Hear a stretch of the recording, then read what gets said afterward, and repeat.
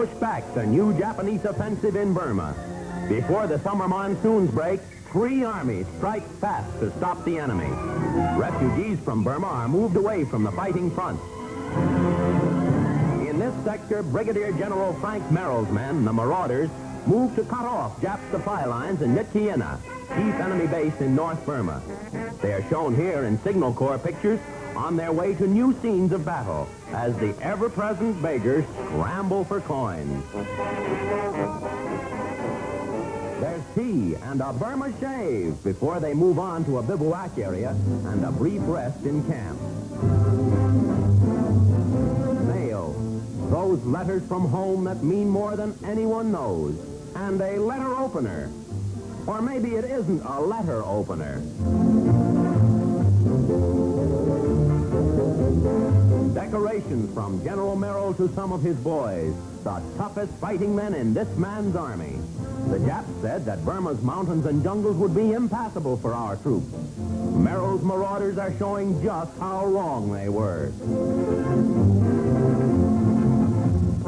On the Imphal front, we push back new forces of 50,000 Japanese. At a nearby training base, Lord Mountbatten and Major General Wingate arrive. These are among the last pictures of Wingate, the famed guerrilla leader, before his tragic death. In the north, Lieutenant General Stilwell's forces continue their steady drive down the Mogong Valley. Their objective, to reopen land connections with China through the Lido Road. American-trained Chinese troops push ahead, while Vinegar Joe works out details of things to come.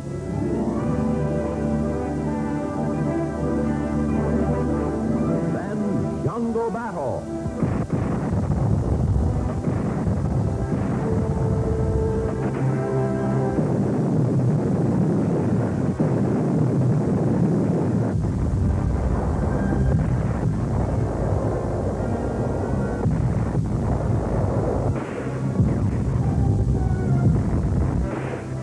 During recent weeks, 4 Jap soldiers have been killed for every Allied soldier lost. Our forces here have been aided by fresh reinforcements of glider-borne guerrilla fighters, new Allied tactics of infiltration by air, and new victories in perhaps the toughest area of the entire war. An interlude from battle. A celebration on Uncle Joe Stilwell's 61st birthday. A chocolate cake. The jungle headquarters cook slaved over a hot stove to say happy birthday, Uncle Joe, and many more victories.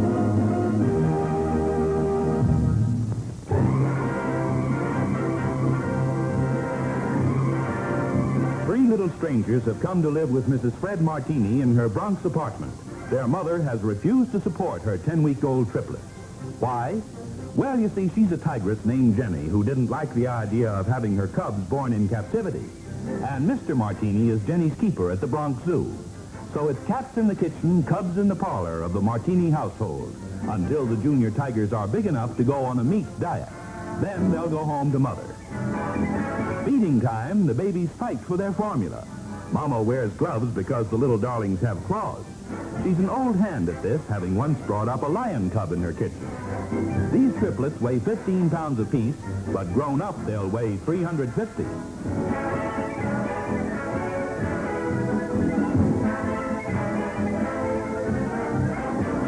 Tame and playful enough now, but what with meat rationing and the bad manners tigers often develop, they won't be welcome around the house next year.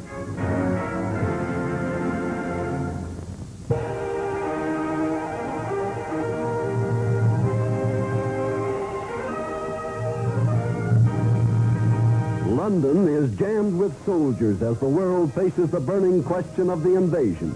Censorship tightens, and in a swift move, Britain freezes foreign diplomats and clamps down on their communications. The BBC sends broadcast after broadcast to the people of conquered Europe, who hear the messages of hope they've been waiting for. Across the channel, Goering broadcasts feverishly, using every trick in the Nazi propaganda bag.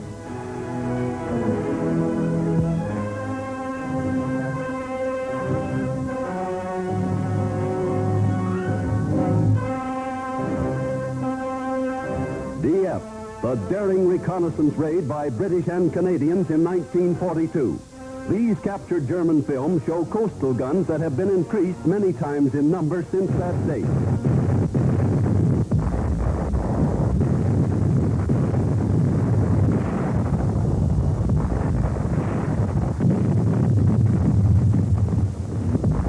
Our raiders were surprised by German E-boats that hot, muggy night. The Nazis have tried to make Dieppe appear a failure. The British declared it a success, pointing out that the lessons learned there were invaluable. Dieppe cost heavy casualties, and we must expect increased tolls in the coming invasion, as Churchill and Eisenhower have warned.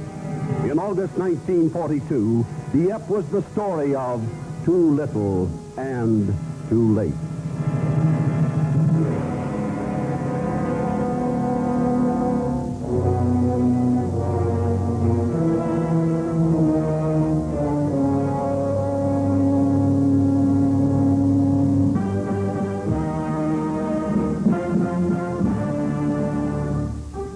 We had only 28 tanks at Dieppe.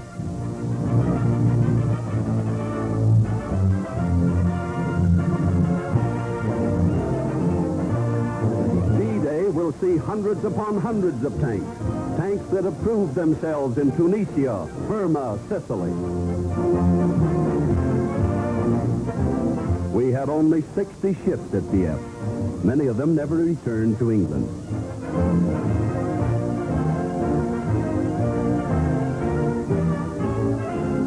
For D-Day, there will be hundreds, perhaps thousands of ships. Undoubtedly the greatest armada in history. We had 500 planes at Dieppe, many of which did not return. The RAF loss was heavy. For D-Day, planes in vast numbers, thousands of planes, planes that have wrested control of the skies from the Luftwaffe, planes and invading parachutists for Europe's liberation.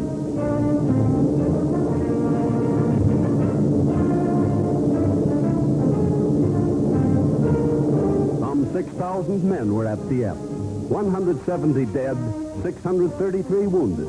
2,547 missing among the 5,000 Canadians who landed.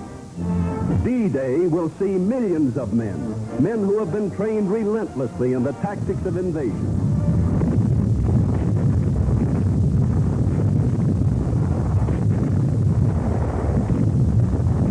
The number, the day, and the hour is the secret of Eisenhower, Tedder, and Montgomery. The equipment is ready. The men are ready. For us at home, it must be a time for prayer, for faith, for sacrifice. We must not fail.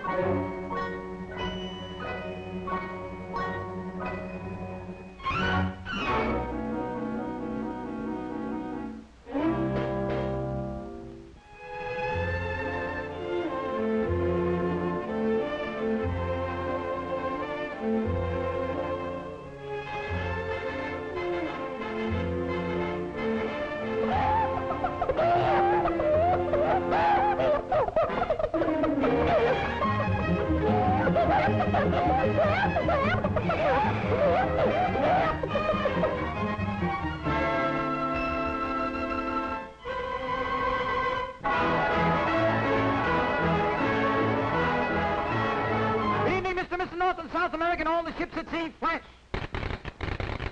A legend became a reality a few minutes ago when Cilly Goose had a blessed egg vent. And this is the punchline, ladies and gentlemen.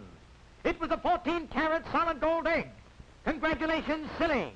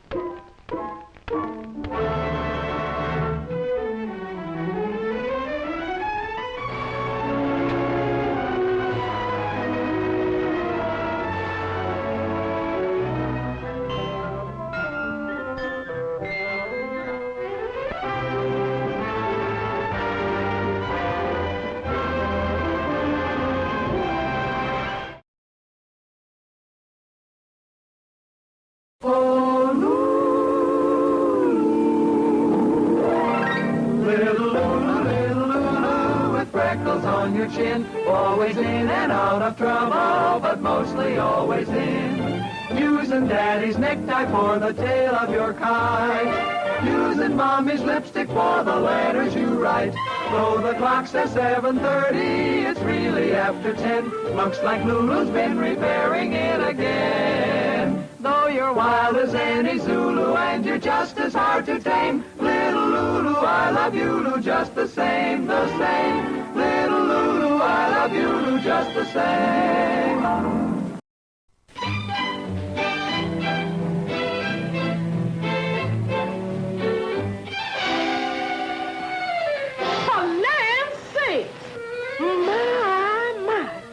Somebody's been making sabotage in my kitchen.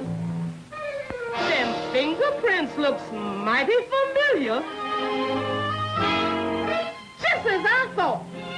Lulu's been just reconnoitering around here again. I don't know what I'm gonna do with that little Lulu. I wonder where she could be. Well, I guess I got to eat all that delicious ice cream myself. Lulu! You sure pulled a Lulu in this here kitchen. How did you know it was me, Mandy? I always knows when you does wrong.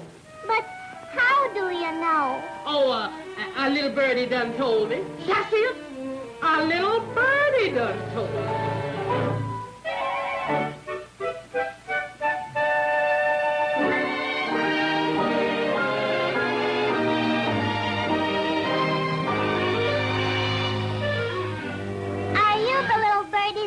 Talking about me?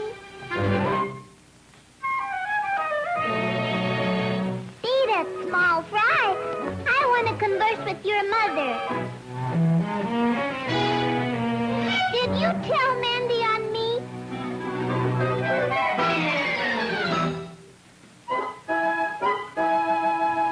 Aw, I guess redbirds can't talk anyhow.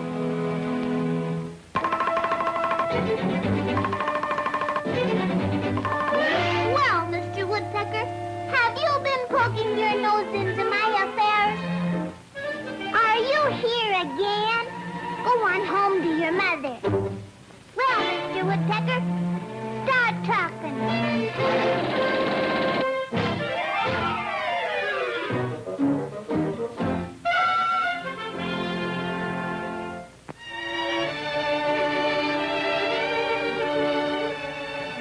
Mandy's been telling me fibs. Birds can't talk. You wouldn't be betting any money on that statement, would you? I don't bet, but I know birds can't talk. Oh, yes, they does talk. Oh, no, they don't. Oh, yes, they does. Oh, no, they don't. Oh, yes, they does.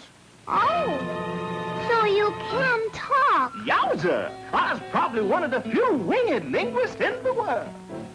Then you must be a tattletale bird, too, huh? Yowza! No. Put that little weapon down, gal. I ain't no tattletale bird. I'm just a scared crow. Why, I knows lots of other birds that talks.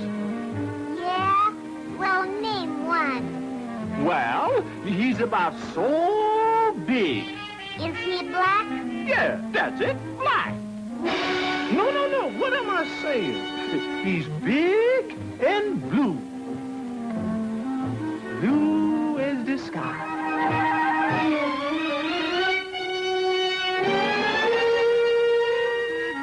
Did I say big and blue?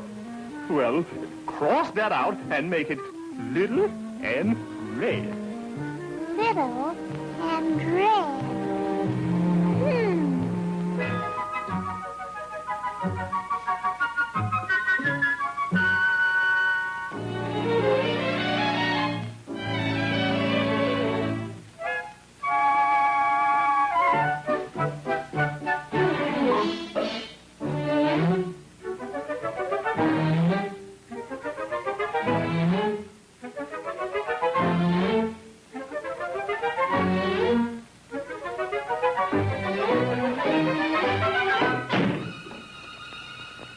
Now, Mr. Redbird, when you're ready to talk, you can come out.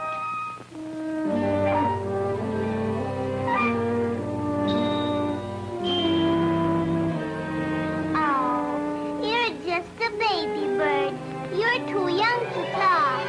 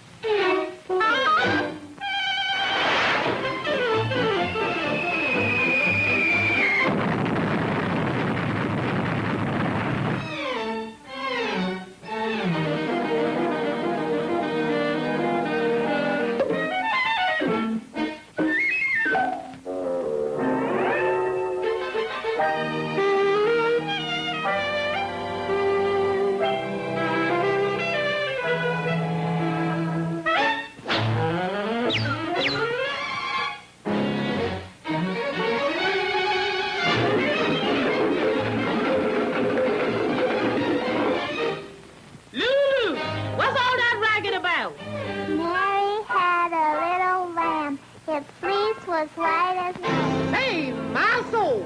We've been blitzkrieged. Did you done that? Answer me, did you done that?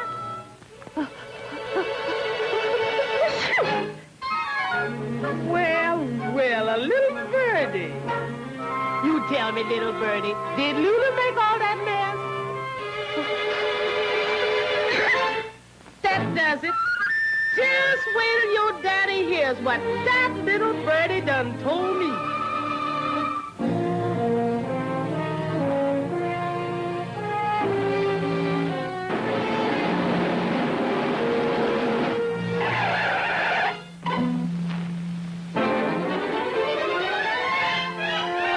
Though you're wild as any Zulu and you're just as hard to tame, little Lulu, I love you just the same.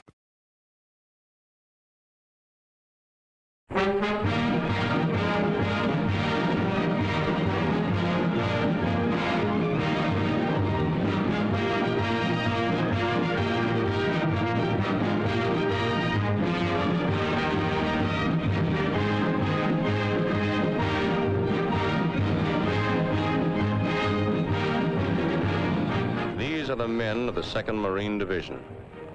We're now embarking on a full-scale amphibious operation after many months of intensive training.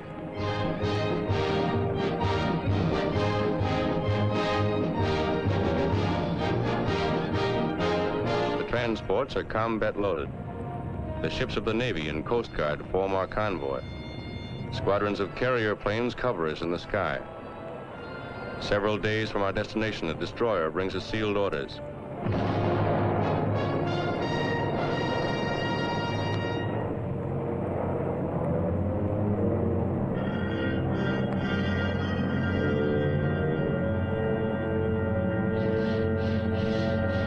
It won't be long now before we know where we're bound. The relief map of our objective is broken out. The fortified island of Betio and the Tarawa atoll, a very important Jap air base on the outer fringe of their Pacific defenses. Our platoon leaders started explaining the terrain to us. By the time they were finished, we knew that island and its reefs as well as we knew our own backyards. We built more machine gun ammunition.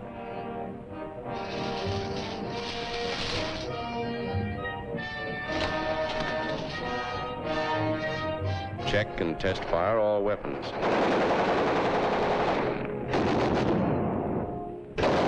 Exercise helped to relieve the tension. Navy and Coast Guard coxswains receive last-minute instructions on formations, rendezvous areas, and departure times. Services are held on the last evening before D-Day.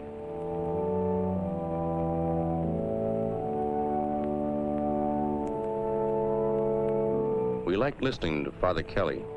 He'd been with us at Guadalcanal. He had a way of saying what we wanted to hear.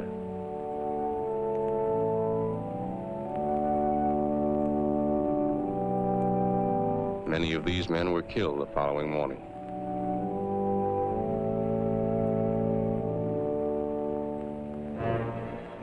We are ready. D-Day. This is the day we attack. Long before daylight, we're over the side into amphibian tractors and landing boats.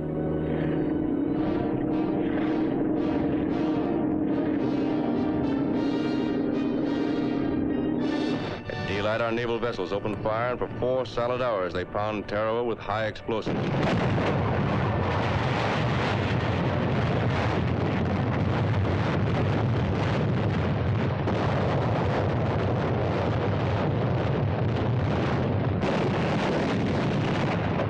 Everything went like clockwork. When the ship stopped firing, the Navy planes would take over. Bombing. Strafing. We were a team working together. Then, again according to plan, the planes withdraw and the ship's batteries open up again.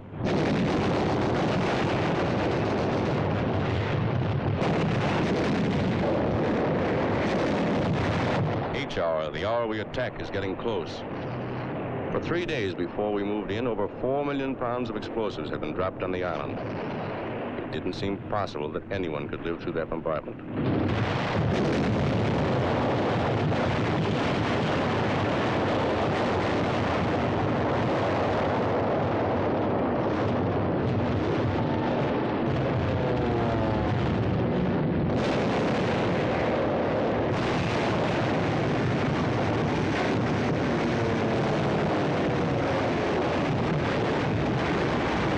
From this Jap hulk, machine guns constantly strafed our assault waves.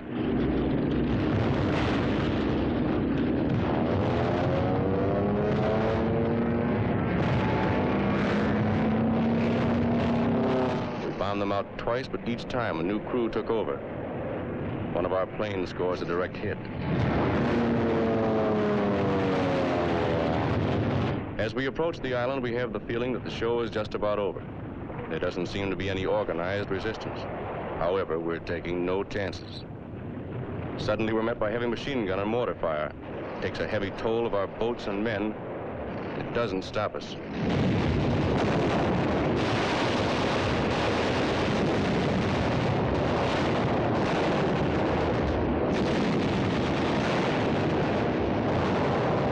We fight our way onto the beach.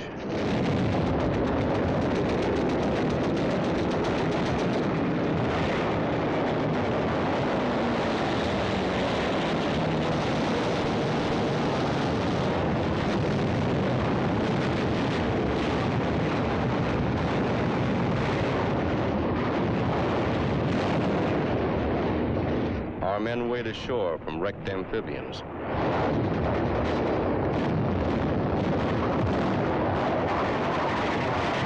A long pier extending across the fringing reef gives protection to a lot of our boys on the way in. We have a pretty good toehold on the beach, but Jap fire pins us down for hours.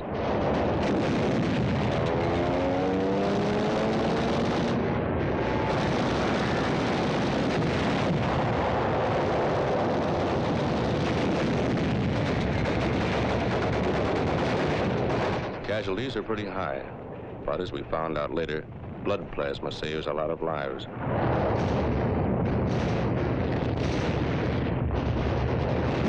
When reinforcements arrive, we start moving up.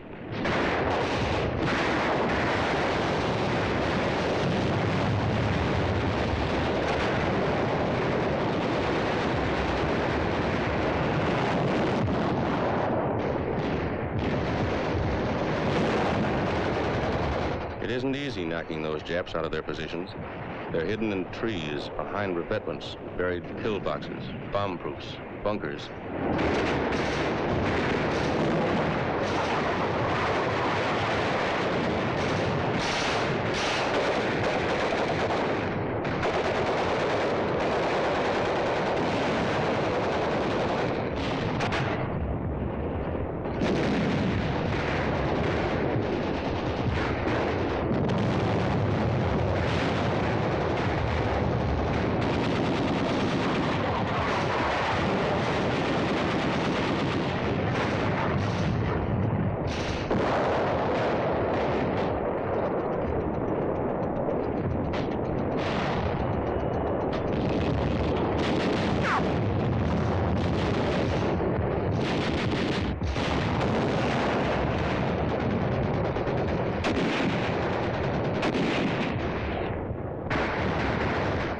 Hand grenades.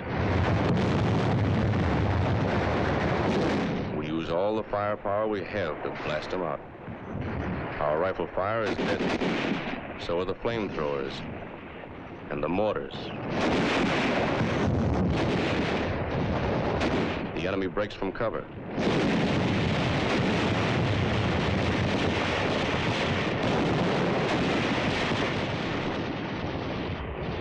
It's tough getting them out of places like this. We can never be sure where their snipers are placed. We take it slow, easy.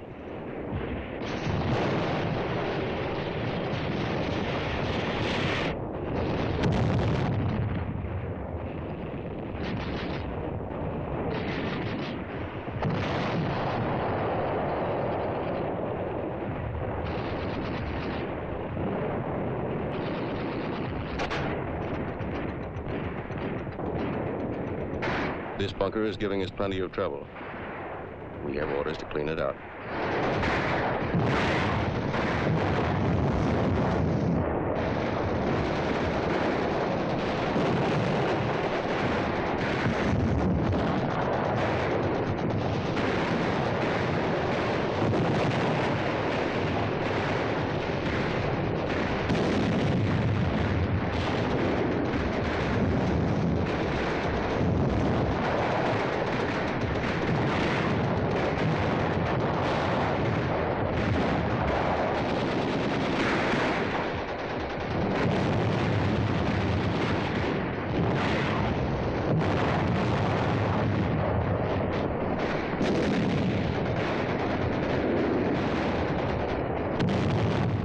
This is what we found on the other side.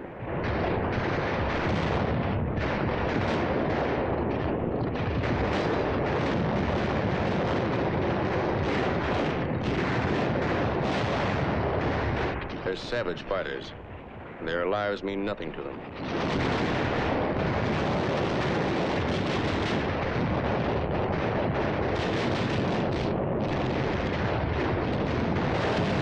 One of our boys is hit.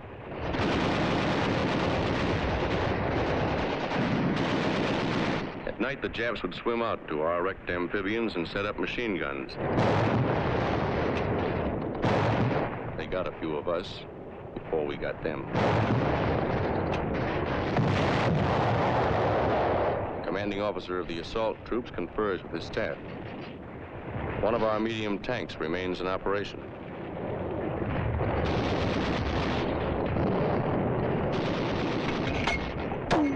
Although at the end of the second day, D+1, we breathe a little easier, mortar squads continue to hammer enemy points of resistance.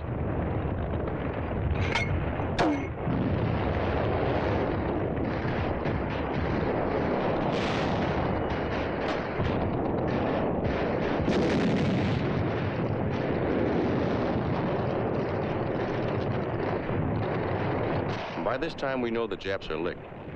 They must know it, too. There's still strong resistance. Nip suicide snipers tie themselves up in the trees and take pot shots at us. We hit them, but they don't fall. Just die and hang there.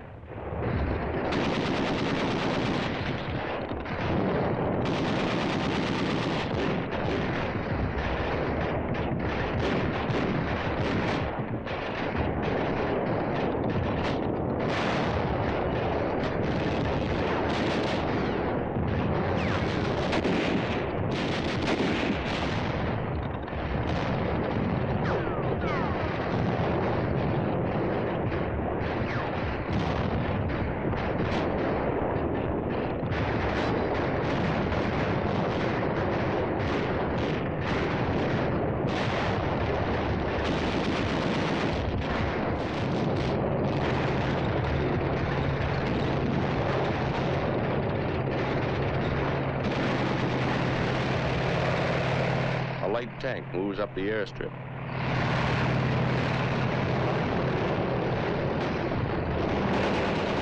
One of our boys is wounded during the attack on the airfield. Another Marine goes out after him in a Jeep under heavy machine gun fire.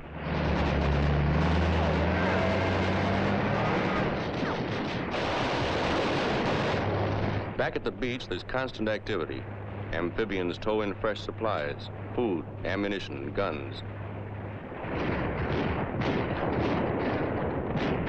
As the battle moves across the island, the chaplain's assistants tend the dead, removing the lower identification tag and leaving the duplicate on each Marine so there'll be no mistake later on. Generals Holland Smith and Julian Smith commanding the force and division. Admiral Harry Hill commanding the task force. Sometimes we actually have to dig the Japs out of their holes. The island is infested with buried pillboxes, many of them still crawling with Japs. These bunkers were so constructed that heavy shelling and demolition charges failed to crumble them. Many of them were over 20 feet deep.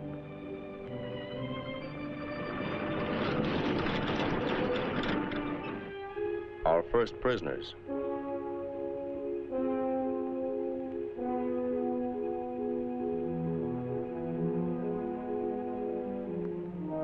The wounded are given first aid in the field and then carried by stretcher to the boats.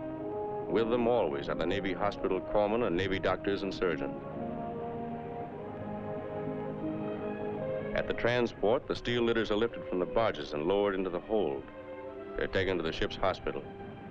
Not a second is lost.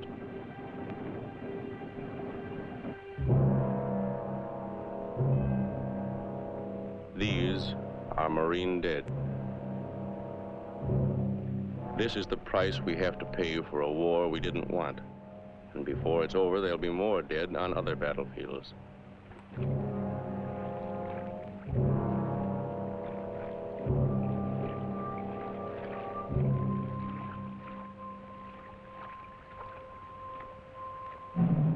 Burial aboard ship for Marines killed in action.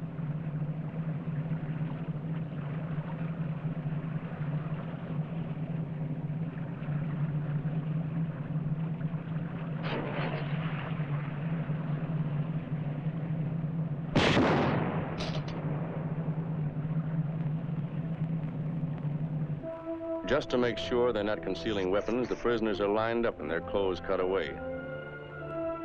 We gave them new ones later from their own dumps.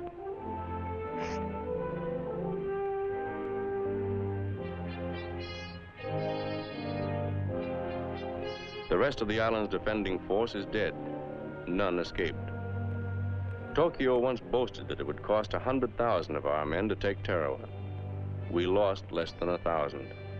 The Japs over 4,000. A wounded Jap soldier. We took very few of these. Most of our prisoners were Korean laborers. One of our officers captured these Japs from a disabled landing boat. Prisoners carry their own wounded to the pier for evacuation. Captured Jap water. This is the first chance the boys have had to wash since they got on the island. Gunfire from our warships knocked these big guns out early in the bombardment. These were English Vickers guns captured by the Japs in Singapore.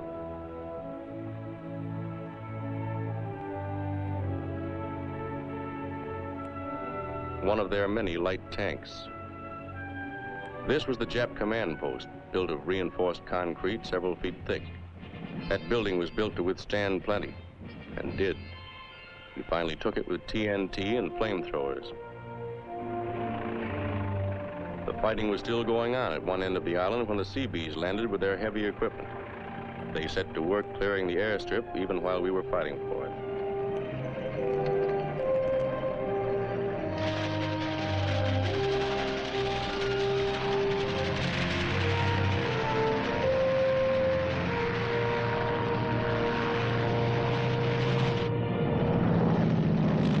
The first plane landed just 24 hours after the Seabees had started to work.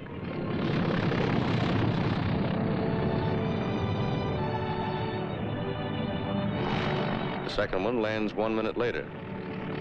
We welcome the pilot to our new home.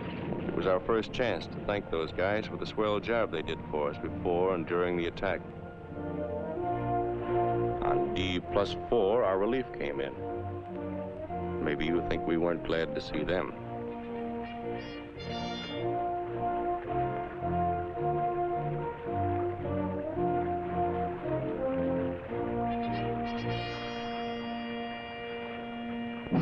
I guess all of us knew from the first, no matter how tough the going was, that we'd take the island.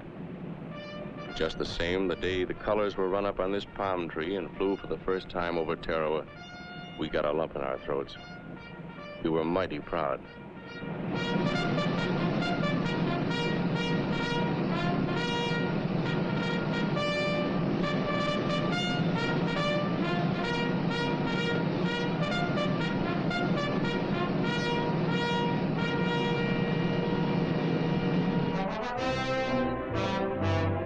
These are the Marines who took Tarawa.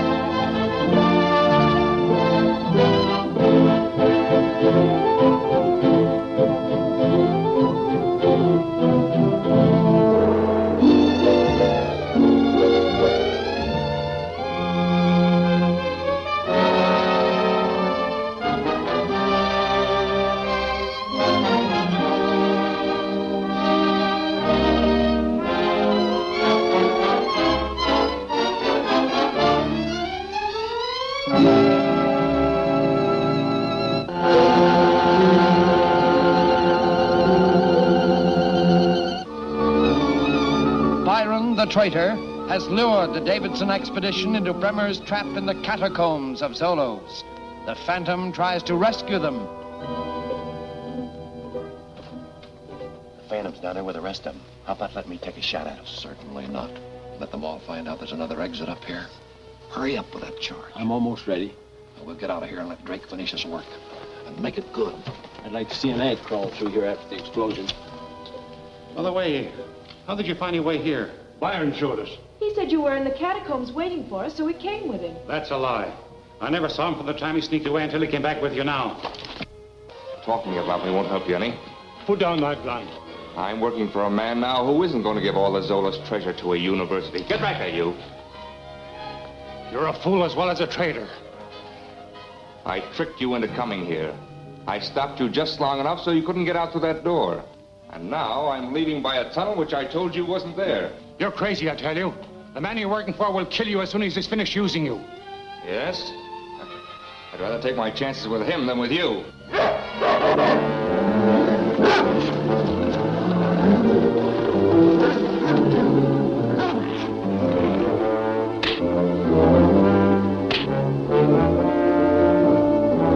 No, my dear. The Phantom will take care of himself.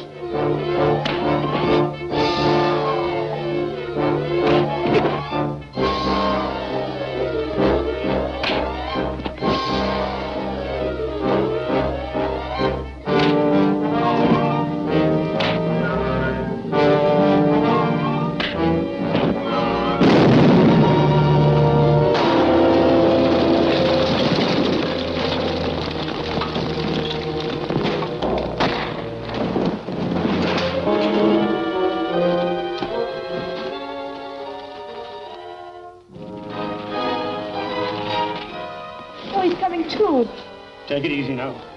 You've been badly hurt. Hi, fella. You all right, old boy? It's a wonder both of you weren't killed. Byron, what happened to him? I should never have let him come with us on this expedition. This is no time to think about that now. Let's see what we can do for him.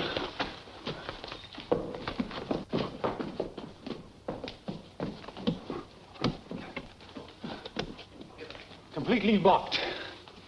Byron's done for. Oh, I'm sorry. Is there any chance of us getting out of here? Never give up hope, Professor. I never do. We'll try and find a way out of here somehow. Well, I did a great job, Doc, even if I have to admit it myself. Now, what's so marvelous about blowing up a tunnel?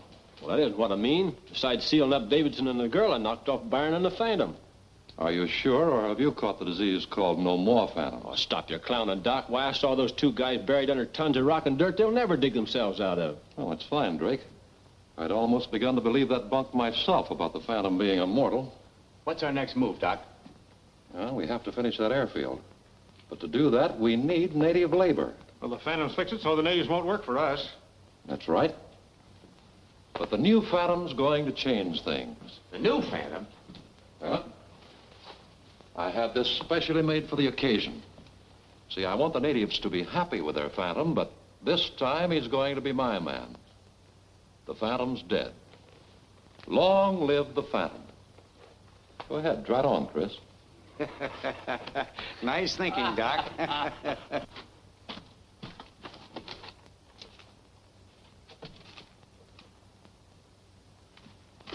Come in here and see what I discovered. Looks like the corner of an old chest. The explosion must have loosened this block. Let's see if we can get it out.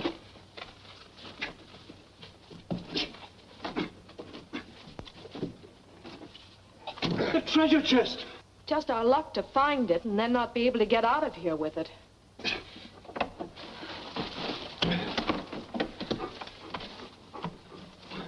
It's empty. Wait a minute.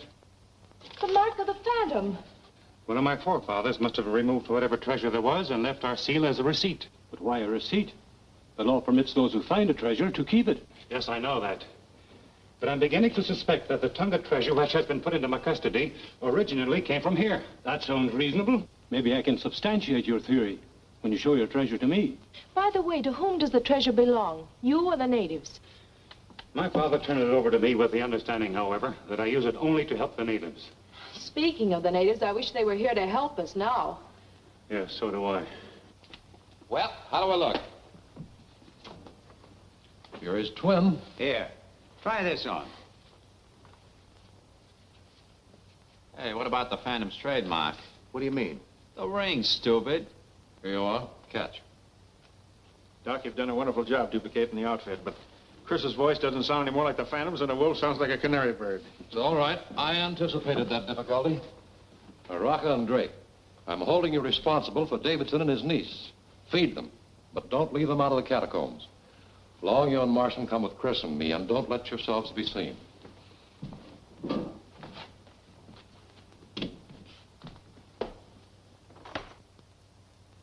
I can stand going without food, but I wish they'd give us some water. And I wish that you had taken my advice and stayed at Tongo instead of disobeying me. Don't say that. No matter what happens, I'm glad to be here with you. You still think you know a way to get us out of here, don't you? I do. My plan depends entirely on someone coming down here to see what happened to us. Do you mean they left us down here to die? There's no doubt about it. In case someone should come down here, here's what we'll do. Now, you both understand what I mean? Hope they don't grumble about the grub. And don't forget, be ready with your gun. Out the door. I got my hands full.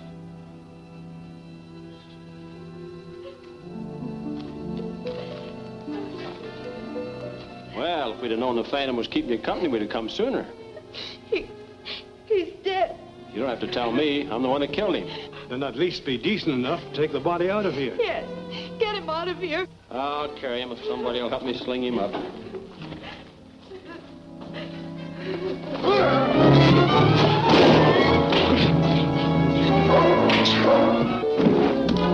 All right, let's get out of here. Come on, fella. Come on, Devil. Come on, boy. Come on, boy.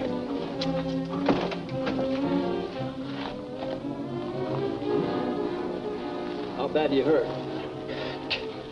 Get the doc, quick. Bremer ain't coming back. Neither am I, if I can get out of this place. Help me. Help me. Oh, I ain't got time to be dragging you around through the jungle.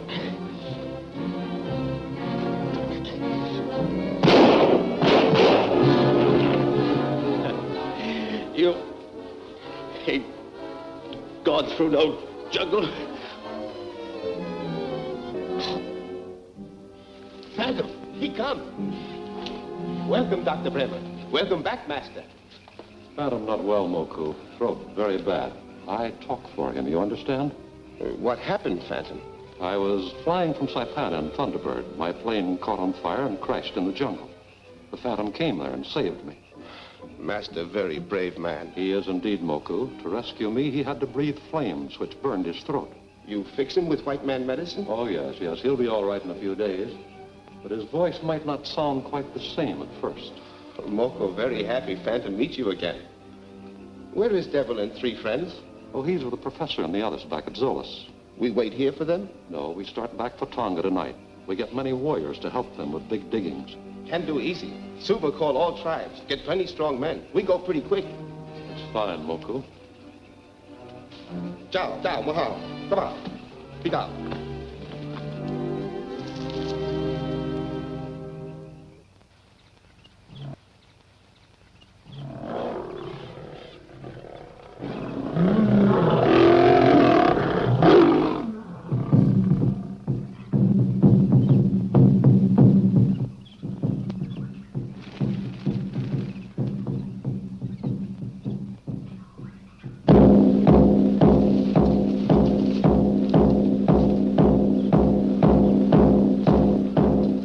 Say Phantom call all chiefs of all tribes to Tonga. Last time Phantom called, Chota not go. Phantom come to Mala village and make trouble for Chota. This time Chota go to Tonga. Make trouble for Phantom. Call all warriors. We go. Hula, hula, kahula.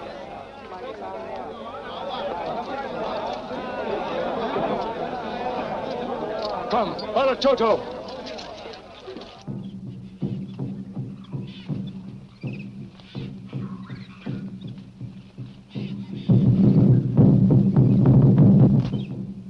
Now I understand why Moku and the porters didn't wait for us. Did the drums tell you that?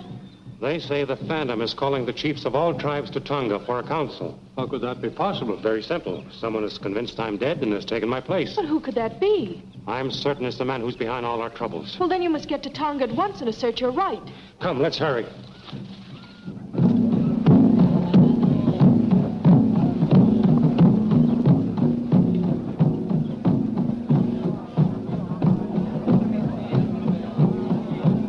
You cannot see Phantom. That's the 3rd time you've told me that. Master sick. Cannot talk. You saw Moku. He tell you why Phantom call chiefs. Now, you seem to forget that the Phantom is my best friend, and I know he'd be glad to see me. Master say cannot see Rusty now. We'll see after council. He did, eh? You wait here with the people. He see you after ceremony. You bet he'll see me.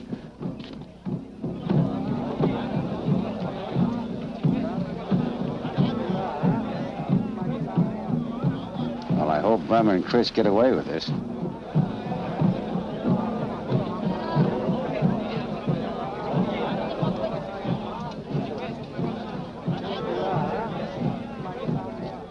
Here, put your mask on.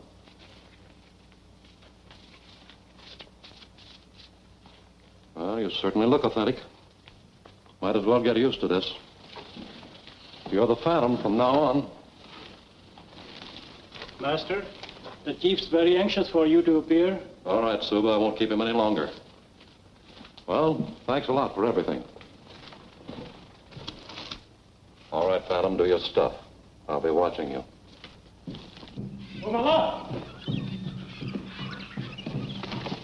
Rudy, follow Tonga? Wow. Umbaganda Tonga. We're not very far from the village now. These men will take you there safely. You stay here, Devil. See you later. Toma.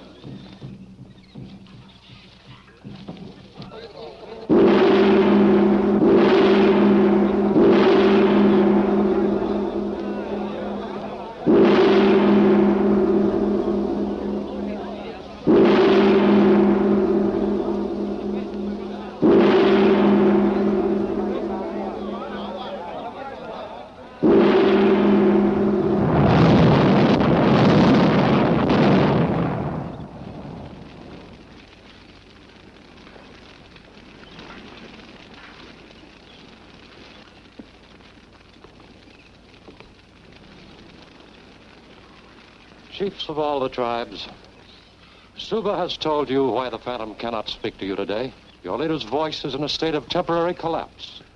I am Dr. Bremer, speaking for your leader these words of wisdom. Listen to them well and obey the orders of the man who never dies. Your leader has just discovered the lost city of Zolos. He wants to rebuild that city, but he needs many warriors to help him clear the jungle.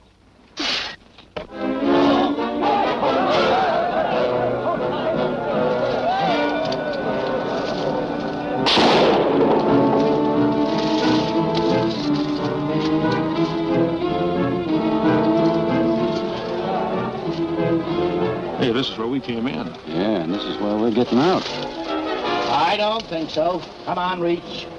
Out this way, both of you. Come on.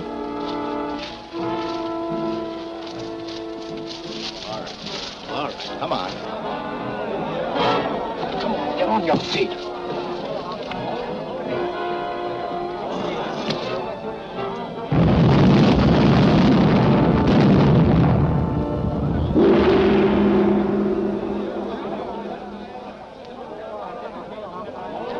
Chiefs, leaders, men of wisdom and knowledge, I've called you here to assure you once more that the peace of the jungle will be kept. I've destroyed all evil forces that have tried to create unrest among you. Their leader here lies defeated. He bears my mark in payment for his treachery. Suba.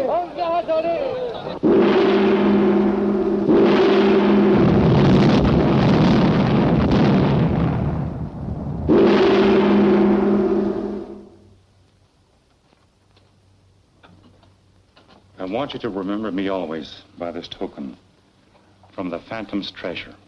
I'll never forget you. But I'm not leaving here. I intend to stay on with Uncle while he continues his work at Zolos. And don't you dare forget to drop in on Rusty whenever you visit Saipana.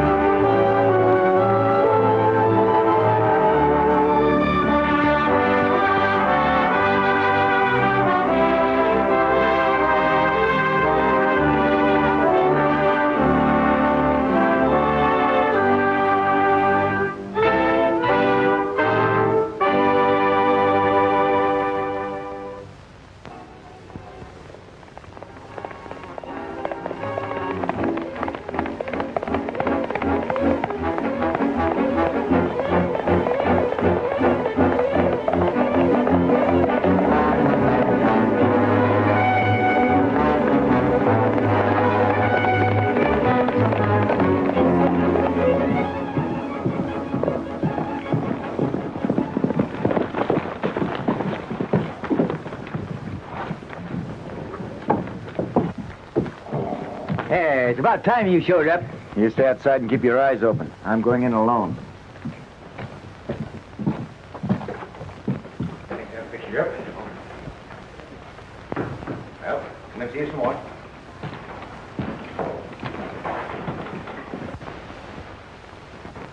Howdy, Bill. What's your pleasure? Rusty Bradford, and it's not a pleasure. Spread word around the valley that unless I leave by sundown, he's going to drive me out. I'm going to give him a chance to make his bluff good. I know he comes in here every afternoon. Where is he?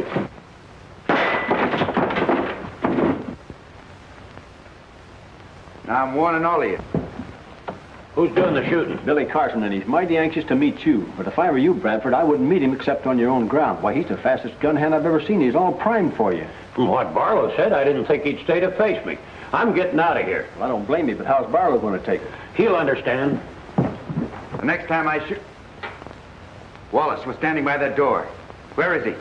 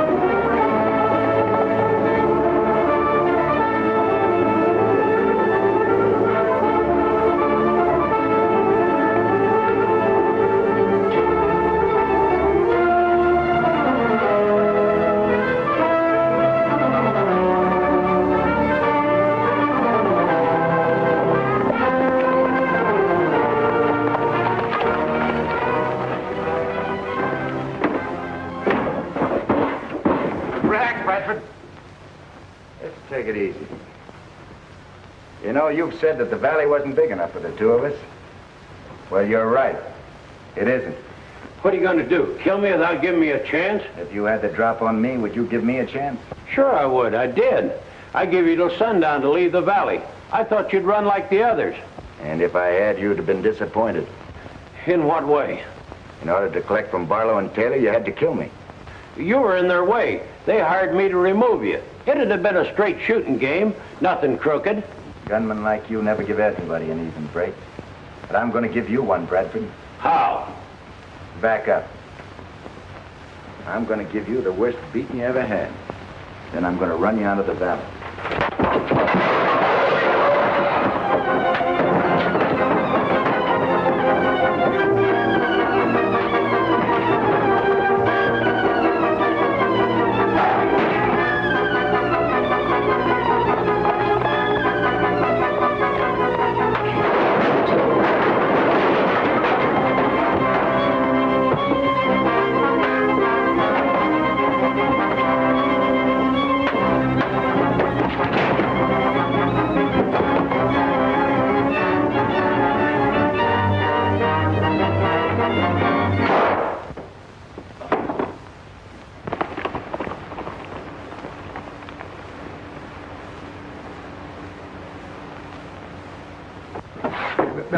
Billy, we got to get riding.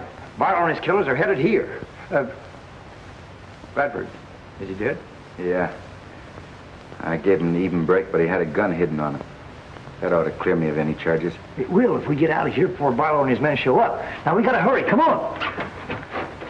Stay where you are, Carson. Put your hands up.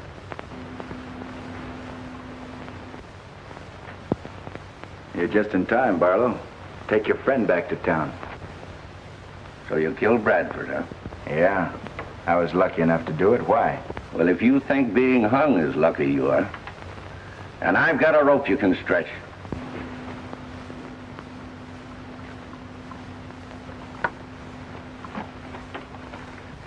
know, Barlow, you and Taylor have tried to get me for a long time. And this time we're going to succeed. We'll let the court decide that. Trials cost money, and so does rope. Carson, you've caused us a lot of trouble. I'm going to save the county the expense. Oh! You know, he talks too much. Yeah, he won't now. Come on, let's get out of here.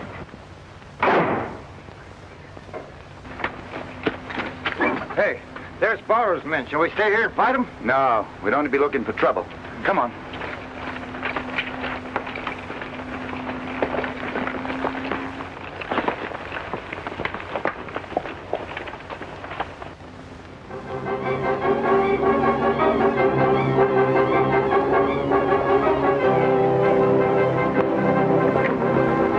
Split up, men, and cover both sides of the canyon. We can't let Carson get away.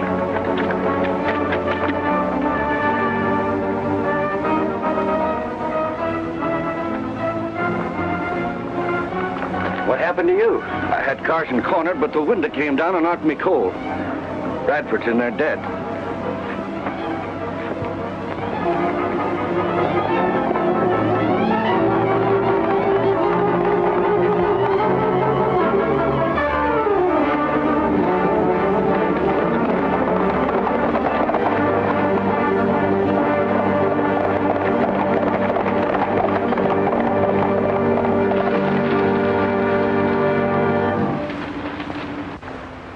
Doesn't seem like anybody's following us, Fuzz. I guess they figured we had too much of a start. You've got another guess coming. Look over there. Now, where in tarnation you suppose they're going? They can't be following us.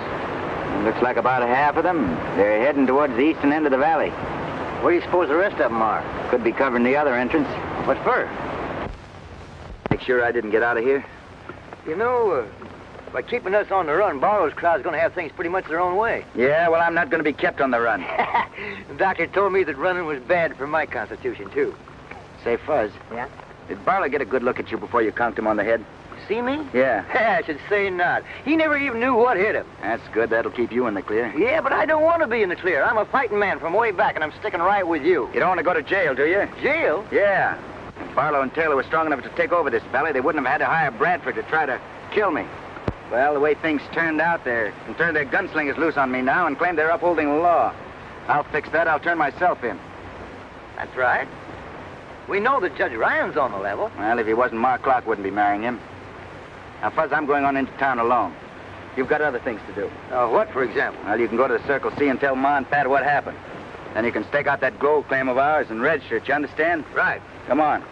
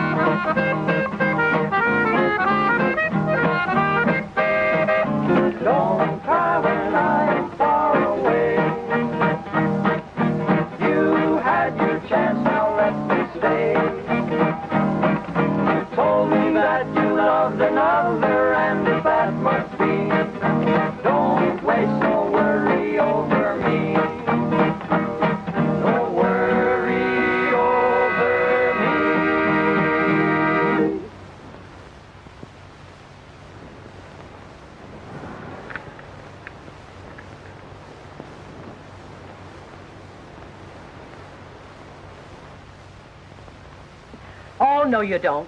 Now scat, you young whippersnappers. Clear out and go to work. Don't you like being serenaded, Ma? You scallywags don't even know the meaning of the word. Aw, Ma. Now, when I was a young girl, things were different. I can remember the moonlight, soft music, romantic young men. Not 3 cowhands shouting in the broad daylight and trying to steal pies. Scat! Get out on the North Range and relieve the other boys. Yes, Ma. Come on, boys, let's go.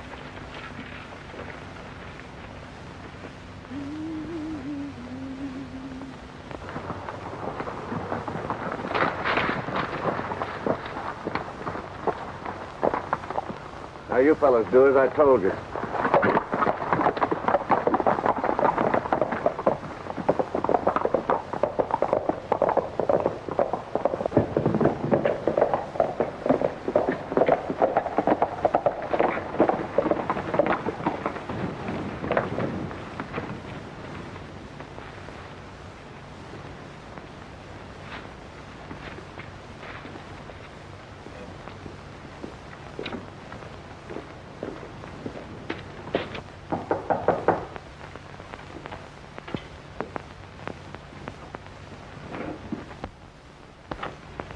Hello, Ma. Come right in, Barlow. You too, Taylor. Is, Billy Carson around? I haven't laid eyes on him all day.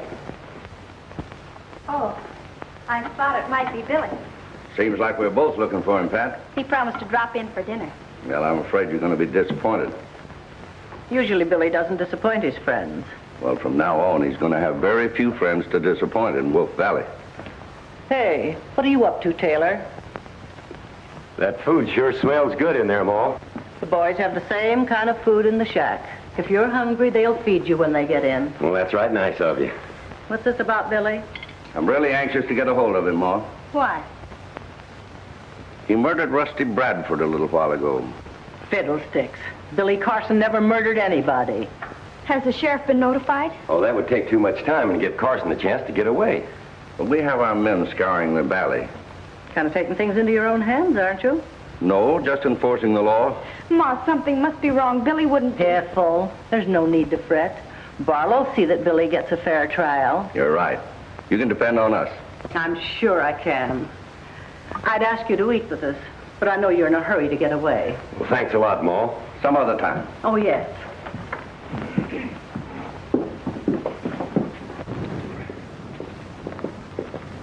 Hitch up the buckboard, Pat. Where are we going? Into town. The sheriff and Judge Ryan have got to do something about this. But you said... Never mind what I said. Hurry, child.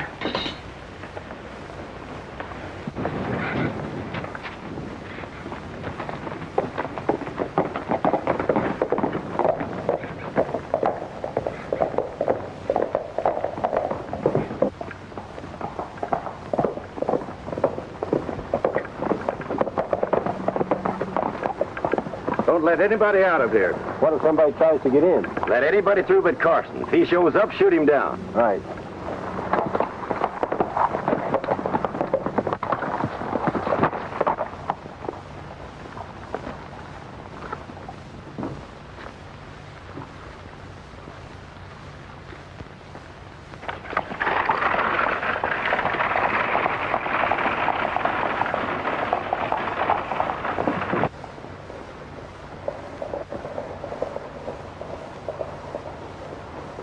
Stop her.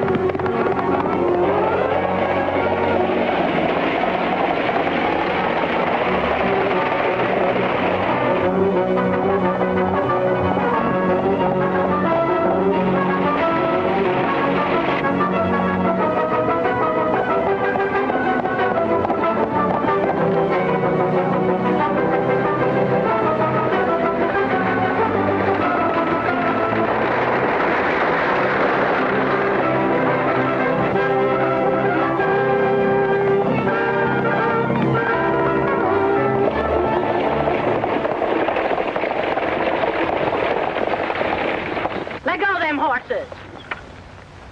Let go of them horses or start praying. Take it easy, Ma. That's one on Ma.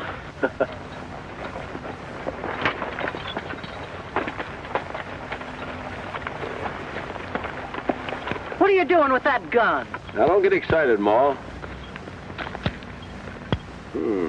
How long since this gun's been used?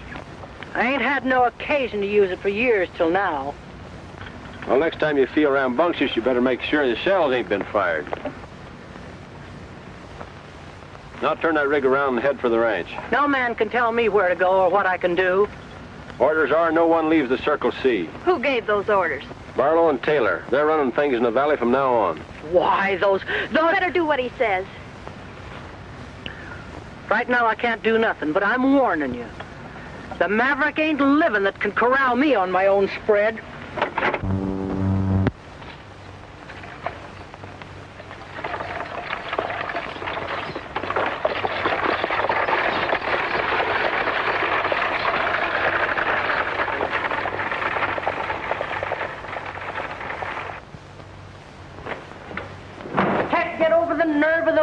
Ordering me to stay on my own place.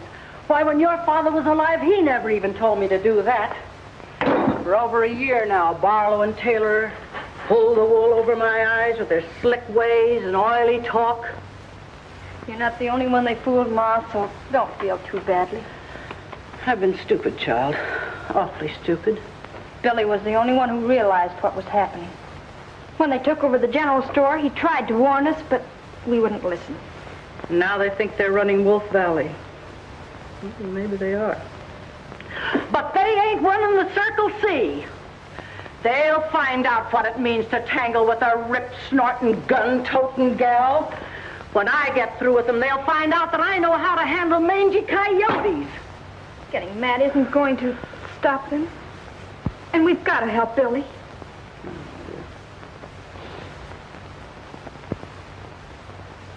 At last we got a use for that newfangled telephone. Call the sheriff. No, wait. Call Judge Ryan. Wait. I'm dealing with no underlings. Call the governor. Give me that. I'll do my own talking. The governor listened to me. I'll have him send the militia, and I'll lead them right up to Barlow's store. I'll run those two men out of town so fast they won't know what struck them. I'll show them Wolf Valley's a decent place to live. I don't hear nothing. No sounds.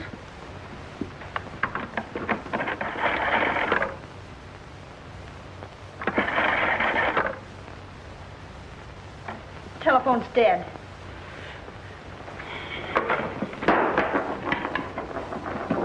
Load that. We're going to town if we have to shoot our way through fire and brimstone.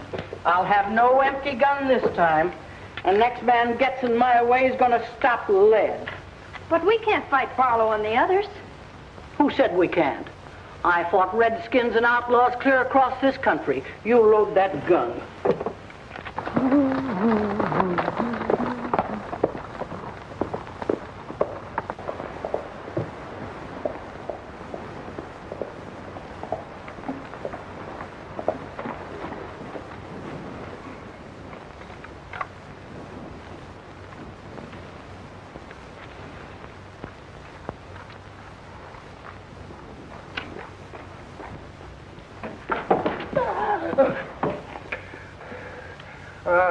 You might as well shoot me or scare me to death, Ma. Where's Billy? He's on his way to town. Don't lie to me, Fuzzy Jones. I ain't a lying. Billy's in the jam.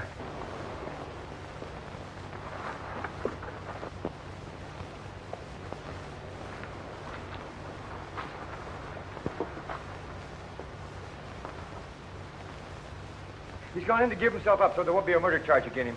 You see, he figures that Judge Ryan ain't a Barlow man, and he'll get a fair trial. By golly, the boy's smart. Ma forgets how strong she is when she gets excited. Fiddlesticks, I didn't hurt him. That was just a little love pat. Hey, love pat? The kind you give Judge Ryan? Now, Fuzzy, you know I love you just as much as I do the dear old judge. As a matter of fact... Hold it, Mama. Now, remember, I ain't a marrying man. Maybe you'll change your mind when you taste them victuals that's waiting to be eaten.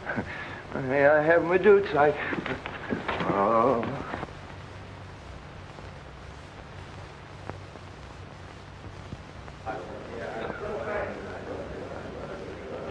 Right there, that's you right front.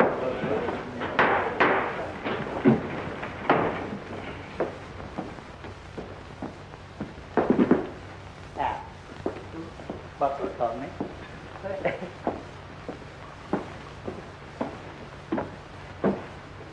General Court of Will County non-session. Judge James Ryan presiding.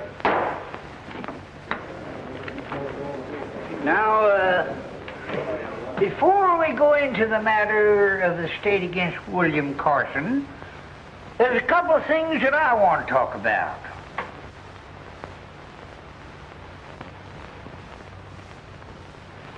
When I woke up this morning, I found this letter on the floor of my room.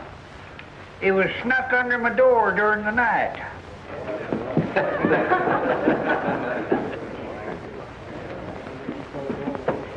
Let me see it, Jimmy. Listen, wait a minute, Ma. This don't concern you. Anything that concerns you concerns me. Give me that letter, James. Look, Ma. This is the United States Court of Justice, and we've got to be dignified. What female's trying to steal you away from me?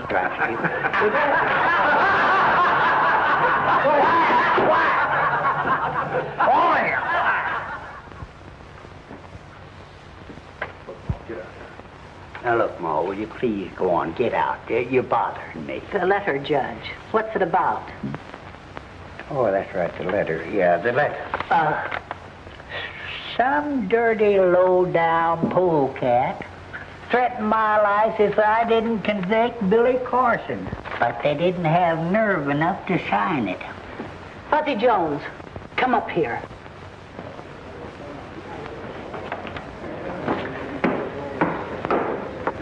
Now, Ma, you don't think that I wrote that? Of course I don't. But we got to be ready for anything that happens. A judge has got to be protected. And you and me are just the ones that can do it. Hey, wait a minute. Lay that pistol down, Ma. Now, I don't need no bodyguard. I can take care of myself. Maybe you can and maybe you can't. Don't be stubborn. Get on with what you were going to say. Oh, yeah. Well, I won't give you no argument. An attempt was made on the prisoner's life when he was fetched into court. And the feller that was going to kill him was killed himself. Yeah, maybe somebody else out here would like to place a murder charge against Carson. Now's the time to do it if any of you have the nerve. Just a minute. Who in tarnation is running this court? You are, Judge. We're only helping. Look, this is my court. And I have run it my way for years. And I don't want another word out of either one of you. Do you understand? Well, there's no use in you getting excited. Shut up! Who's this? Who's this? And that goes for you out there, too. Listen, I don't... Whoop. Give me my cup there. Would you mind? Much obliged. I'm surprised at you losing your temper like this, Jimmy dear. Don't Jimmy dear me, because I won't have it. Now, James, you always liked me to call you Jimmy. Well, sure you did, because I've heard you tell her yourself. Shut up! Now, look. One more word out of either one of you, and I'm going to throw you in jail for contempt of court. You heard? Now we'll get on to business. William Carson, will you please stand up? You're charged with murdering one, Rusty Bradford. How do you plead? Not guilty, Your Honor. Certainly he's not guilty. Any fool knows that. Look, I'm trying to be very cool and calm and collective, Fuzzy. You better had, or your indigestion will kick up and slap you in the face. Quiet! Now look, I am always considered a very reasonable man. But I'm warning you. Another word out of either one of you, and you'll be cutting paper dolls for the next year.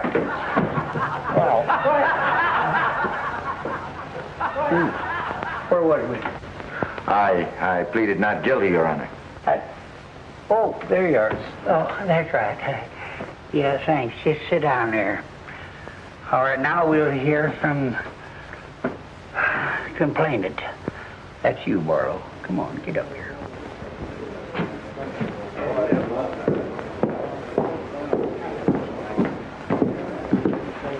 Raise your right hand. You solemnly swear to tell the truth, the whole truth, and nothing but the truth, so help you God? I do. Well, you signed the complaint. What have you got to say?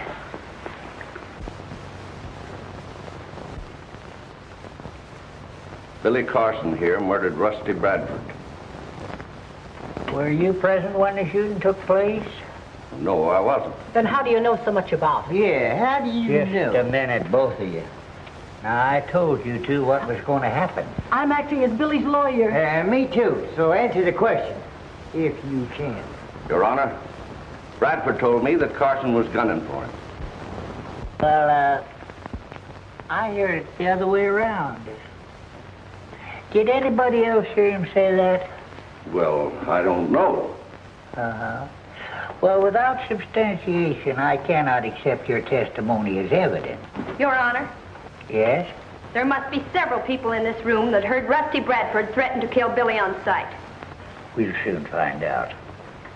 Anybody here who heard Bradford threaten Carson's life, please stand up.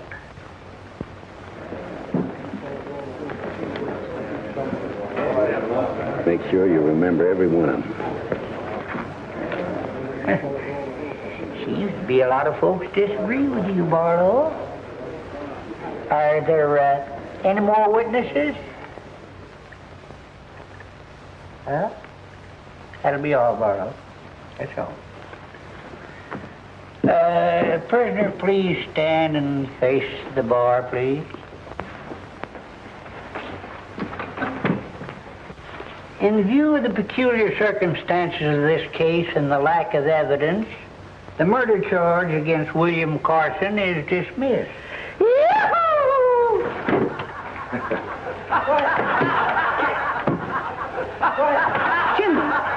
Jimmy! Where am I? What happened to me? I only kissed you.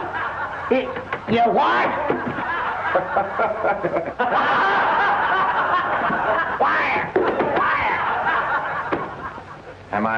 Am I free to leave now, Your Honor? No, you're not.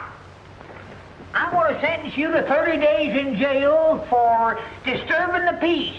Disturbing the peace? That's right. Lock him up, Sheriff.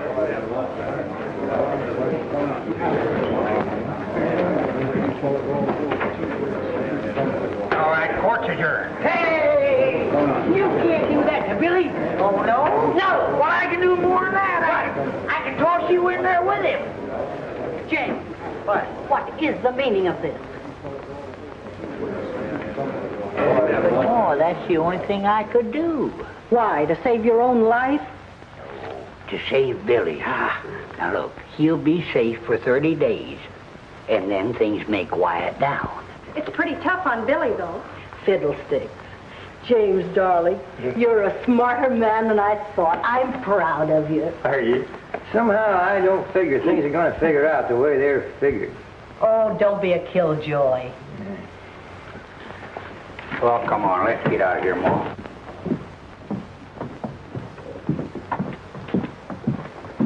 Well, things couldn't have worked out any better. We've got 30 days to get control of everything in the valley. Are the men all set? Yeah? Then turn them loose. Let's get some action.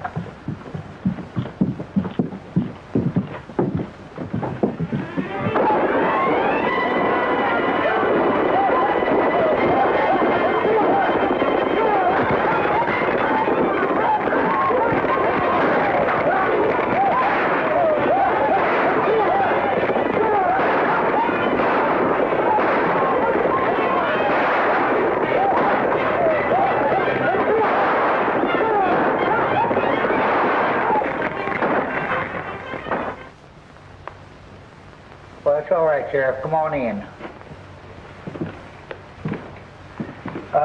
I'm afraid I made a terrible mistake, Billy. Maybe so, Judge. But you did what you thought best at the time. I told Billy that you and me figured it was him they were after.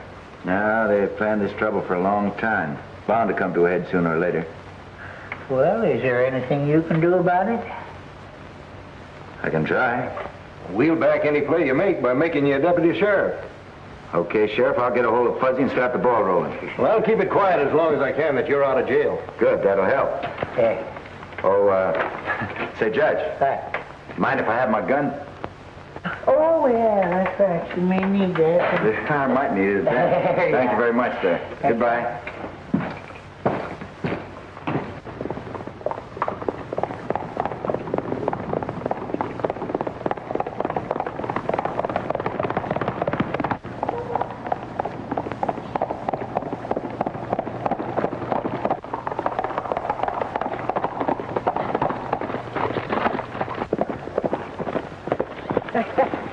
You old son of a gun, am I happy to see you. How'd you get out of jail? Well, the judge guessed wrong, Fuzz, so he turned me loose. I was again for putting you in there in the first place. If they'd have listened to me, we wouldn't be in the mess we are now. Well, everybody makes mistakes. Maybe we can straighten it out. Let's get on over to the claim and talk it over. Billy, we ain't got no claim. What? We haven't got a claim? No, they jumped it a week ago. What about the gold dust we had hidden there? I didn't even have time to get that out. They didn't miss a trick, did they? No. What about my clock and the Circle C? Oh, there's talk of Barlow's going to take her ranch over. Yeah, well, we'll see about that. Come on. I don't know how I let you talk me into taking the money from my herd before I delivered them. Well, having the cattle stolen was a tough break. And I wouldn't press you for the return of the money ordinarily, but we've had losses like the rest of you. I wonder. Ma, sometimes I'm convinced you mistrust me. I do. It wouldn't surprise me a bit if you were responsible for my cattle disappearing. Well, if you feel that way about it, I'm a fool for trying to help you. Stop quibbling, Barlow. You know you're not helping me or anybody else. You're just feathering your own nest. All right, maybe I am. Either return the cash advanced or deliver the cattle by sundown tomorrow. And if I don't, what? We'll take over the Circle C.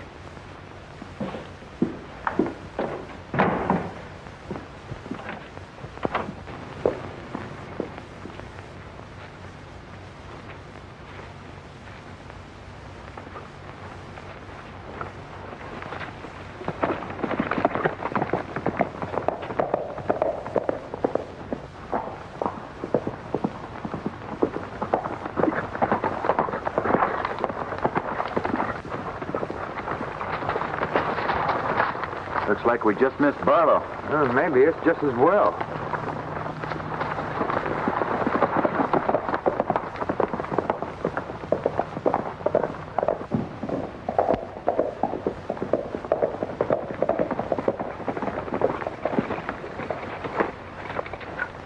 Glory be, Billy. Am I glad to see you. Hello, Ma. What did Barlow want? Come inside and I'll tell you.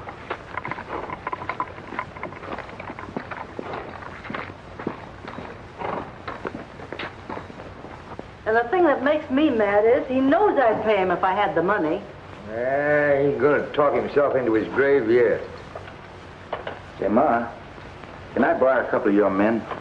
I want them to help me get back that claim Barlow jumped. Sure, take as many as you want. And I'll go with you. Now, wait a minute, Ma.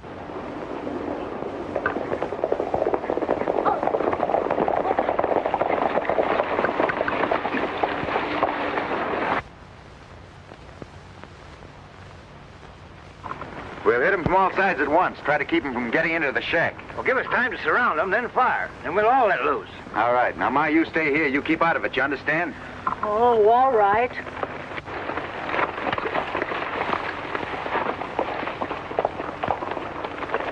Come on, How about you? out here. Yeah, let's go. Yes.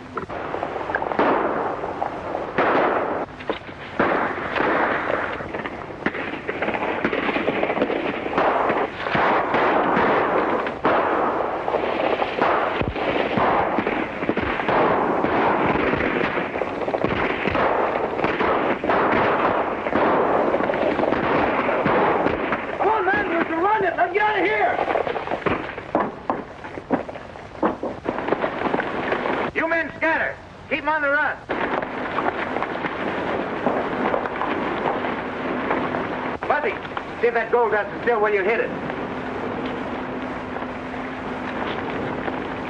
Oh.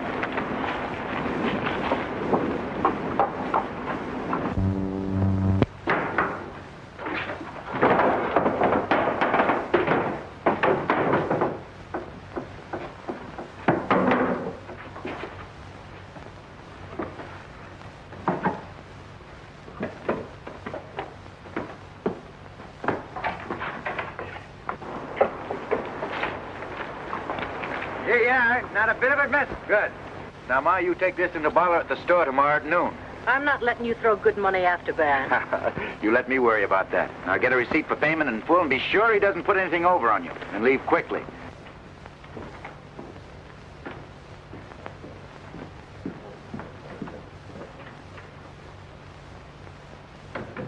Hello, Ma. What's on your mind? I brought the money you claim I owe you. Good. I had it weighed at the assayer's office. It's right to the last penny. Give me a receipt.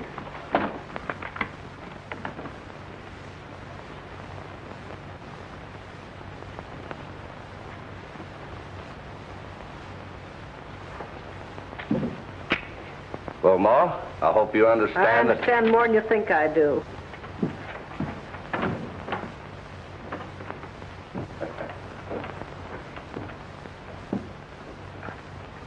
Never mind opening that safe, Barlow. What is this, a stick-up? A stick-up? You ought to know better than that. Those bags are marked C and J. They belong to Fuzzy and me. That's how I'll be taken. Well, that gold was given to me by Ma Clark. That's right, for cattle you stole from. You can't get away with this. One yell out of me and you'd force me to shoot you. And I don't want to do that just yet. Not until you give back every dollar you've stolen, every ranch you've grabbed, and every head of cattle you've run off with. Nah, shooting's too easy way out for you, Barlow. I'm going to make you regret the day you ever came into this valley.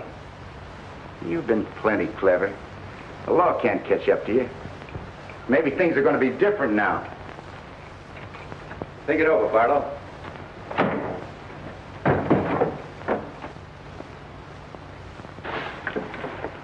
And by the way, that shipment of money is sent out in the noon stage. You needn't bother about it. It's being taken care of. I'll be seeing you, Barlow.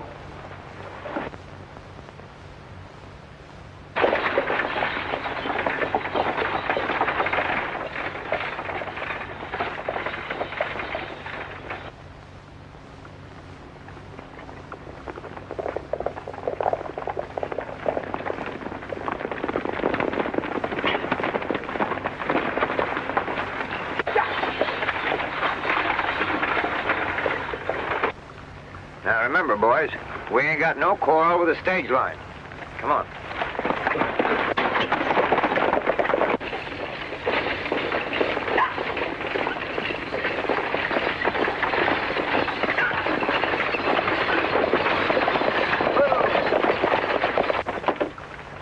I got an order here for that money you're carrying for Barlow. Let's see it.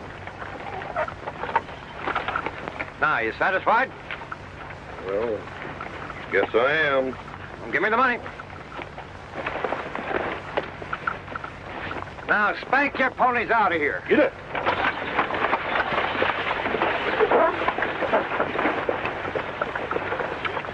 Billy ought to be waiting for us at the Circle C, and that's our next stop.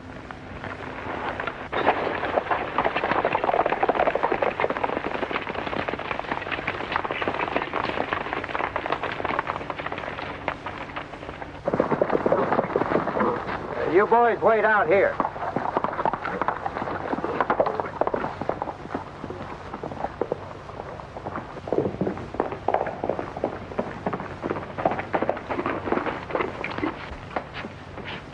We made a good start, but we can't let up for a minute. We've got to keep hitting them where they least expect it. Oh, it won't take long to whittle them down to our size. Yeah, and I'm one of the best little whittlers you ever see. Barlow's offered $5,000 for you, dead or alive, Billy. Hey, with a bunch of gunslingers on your trail, it's going to be tough to move around. I think I'll be able to keep out of their way, all right. Now, it's up to you fellas to see that nothing happens to Pat and Ma. Fuzzy and I are going to drop out of sight for a while. What about this? I think I better take it with me, Ma. Might come in handy trapping Barlow. So long.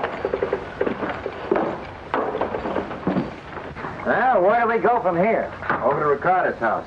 Then I'm going on into town alone. Oh, wait a minute, Billy. They'll gun you down the minute you set your foot on Main Street. Oh, no, they won't. Don't you worry about it, Fuzz.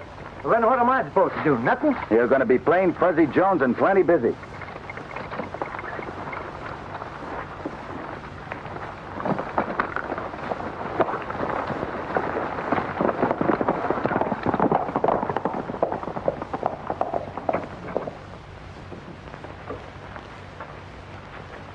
A ver.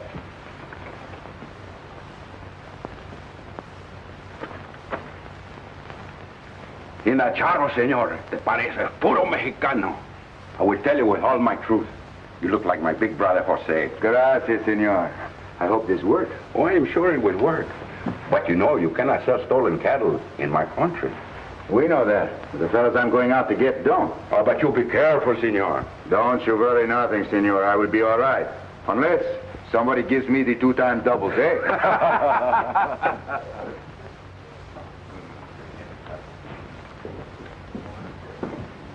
Can't beat it.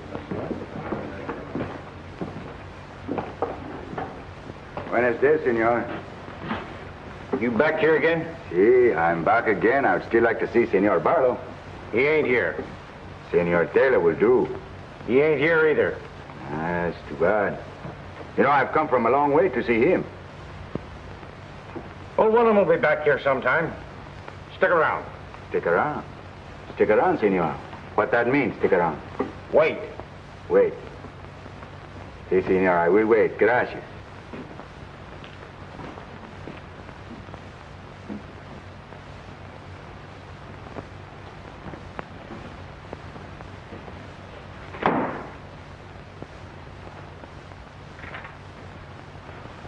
Hey, you! Put that bacon down! What are you trying to do? Steal that bacon? Give me that. Hey, who do you think's trying to steal bacon? You're trying to steal bacon. Come on, give me that. Give me that bacon. Now get out of here. Come on, get on out of here. Help me swim out. Help. All right, I'll just go. No, you don't. No, you don't. No,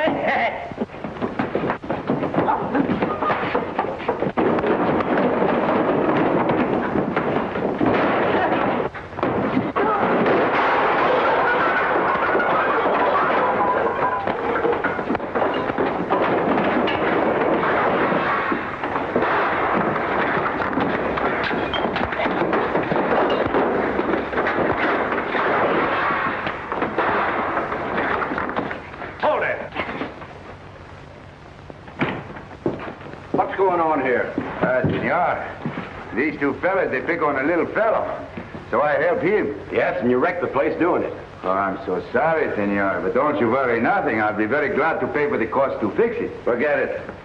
Now, Jones, get out of here. Hey, your man accused me of stealing bacon. Amigo, I think you better go before you get in more trouble, eh? Come on, I will go with you. My little friend, you should not fight 2 fellas, you know. It's a tough job to pick 2 big guys like that. Who is that? Do you know? Yeah. That was the fellas around here yesterday looking for you. All right. Get the place cleaned up. That's fine, Fudge. You timed it perfectly. Everything is all set. Barlow and his men can't do a thing without us knowing it. Well, the next few minutes will tell the story. All right, my amigo. I'll see you later, huh? Yeah. Goodbye. Goodbye. I was looking for you no place and found you everywhere. The little fellow is a great fighter, no? He can lick his own heavy. But he's very dumb, senor. I understand you want to see me. Si, senor. If you are Senor Barlow, yes. Come in the office. Gracias, senor. Gracias. Amigo.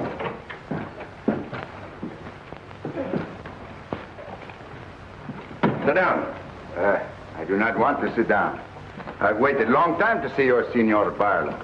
I want to talk to you. Just who are you? Who I am? Jose Gonzalez, senor, from Mexico. And you are Senor Taylor, no? Yeah, that's right. Cigarette? No. You? Oh, thanks. Gracias, senor. I am how you say, so happy to meet 2 so clever men. What makes you think we're so clever? It is my business to know, senor. That is the way I make my pesos. What do you mean? For a long time now, me and my amigos below the border know what you are doing. Just what are we doing? Here. Is it necessary for me to tell you? Well, it might help. Okay. As you Americanos say, we'll get down to the brass tacks. No. Yeah. Senor Barlow, you sit down. Thanks. Okay. Senors, you have many cartels with brands you do not own, no?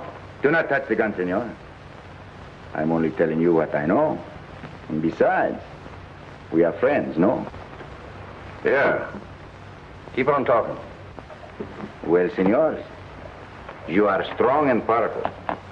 But this country is strong and powerful, too. The longer you keep the cartels, the more dangerous it is for you. And don't forget, you have many enemies. Should they find out all you have worked for will fail. So what? So, such kinds of cartels I buy. I do not ask the questions. And I'll pay you good price, senors. Cash, right on the barrel's heads.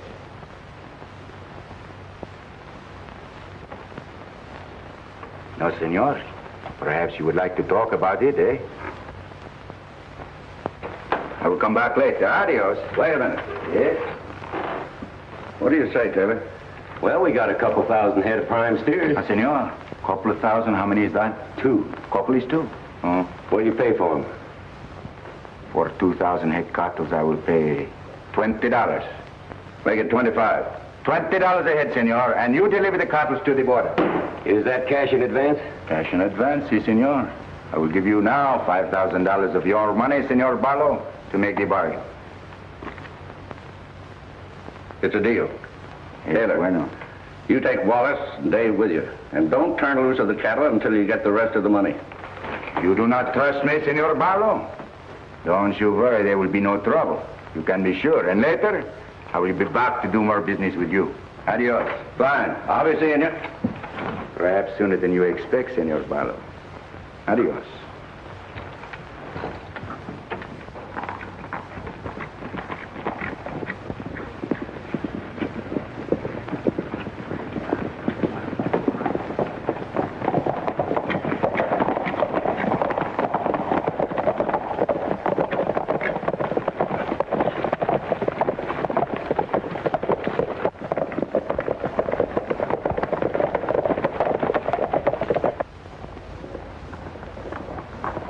Hey, somebody's coming.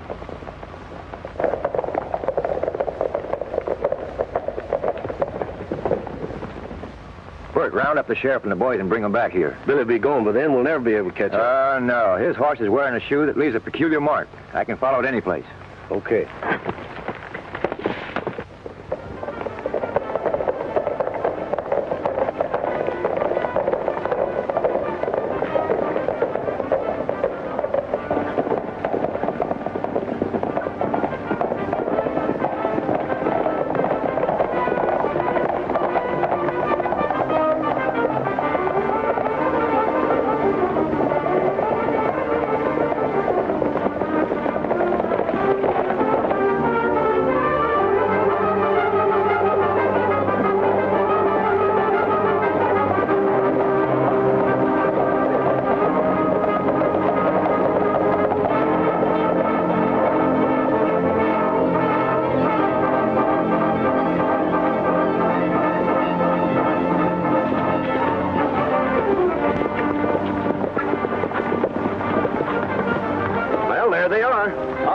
Tell them we're going to move.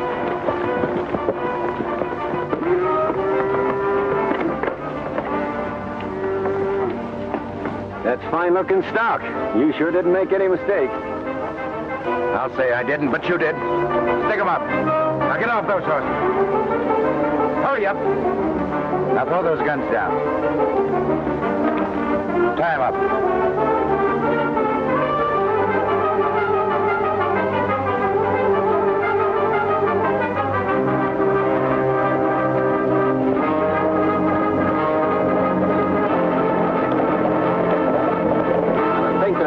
But I'll make sure.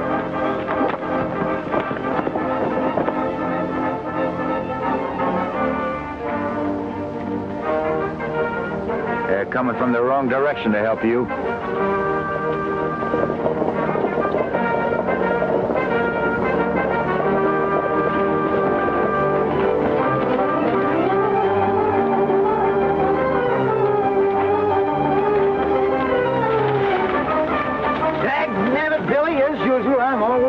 This time you're not, Fuzz. You can take these two back into town while I pay Barlow a visit.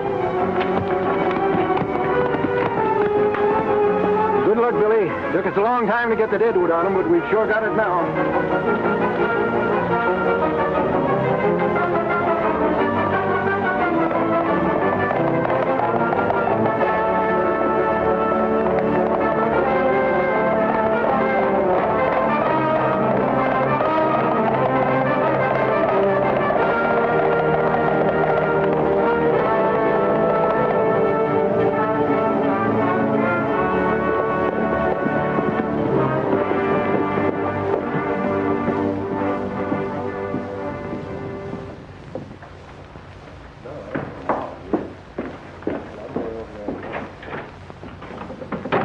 Mexican you made a deal with was Carson. He and the sheriff's posse have grabbed the steers. What about Taylor and Dave? They got them too, and now Carson's on his way here to grab you. Wallace, we've got to stop him. I'll tell you what you do. When he gets in town,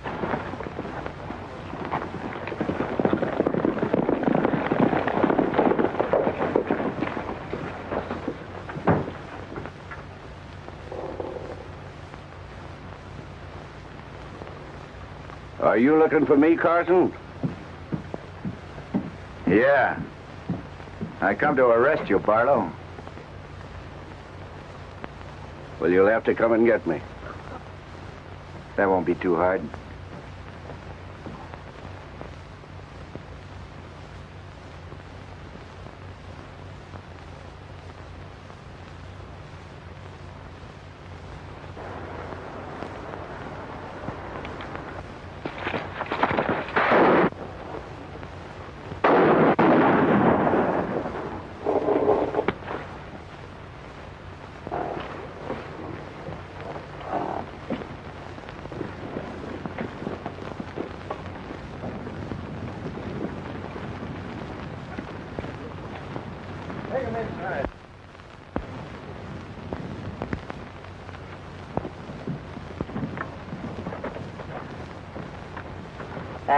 There's the deed to your place, Jimmy. And here, you can go back to your ranch anytime you're mind to, Chuck. Thank you, Jed. That's all right, boys. That's all right. Well, I reckon that takes care of everything. No, it don't. Not by a jugful. Grab him, Sheriff. Don't you lay a hand on him. Grab her, too. That's your job, Bud. All right, give me them handcuffs.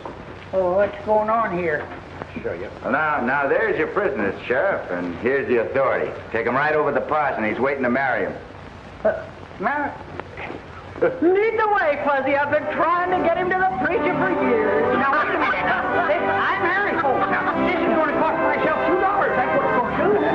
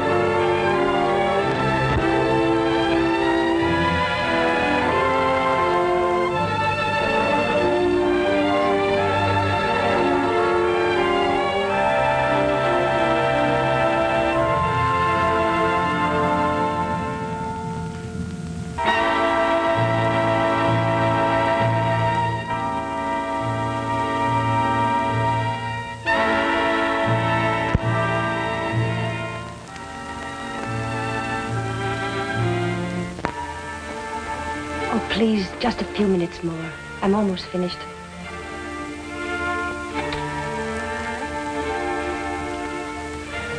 Will you please give this letter to the warden? It's for Mr. Finch. I will.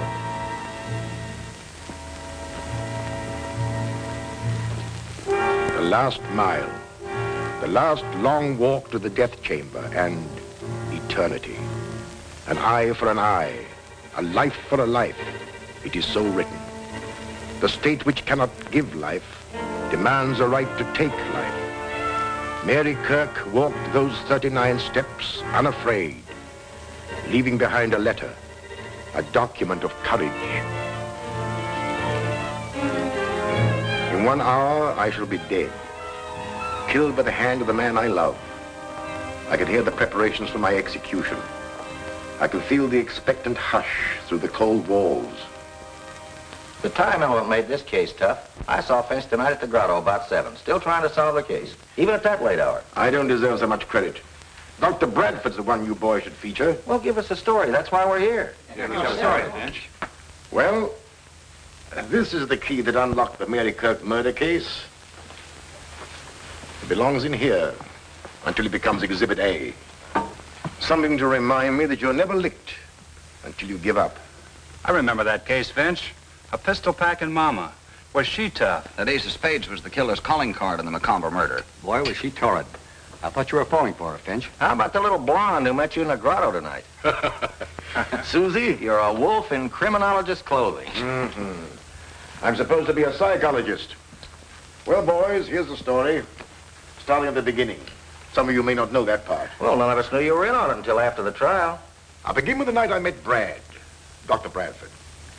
I dropped into the grotto for a drink.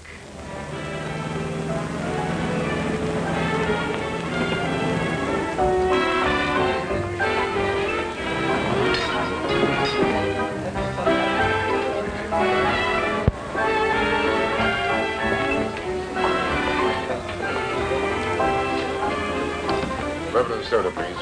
No ice. So after all that, what could I do? I just had to accept the mink coat.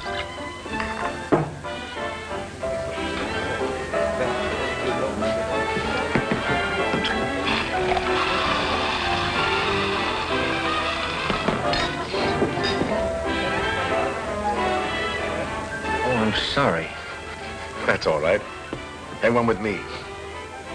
You know about the bird trying to fly with one wing? Bradford's the name. Dr. Dwight Bradford. When I had friends, they called me Brad. My name's Finch. Waiter. Waiter. 2 more of the same. Bob, we've had enough. I want a drink. Put that thing down and get me a drink.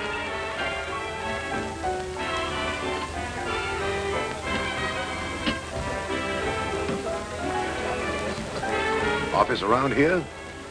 No, I'm not a practicing physician. I'm doing some research. You're lucky. Doing something you like. Aren't you? Charles Finch, the criminologist. I've seen your picture in papers. I keep insisting that I'm a psychologist. And I say I'm a scientist, but I haven't proved it yet. That's not all. I've got another job. Have to. Scientists rarely make a living. But I don't talk about it.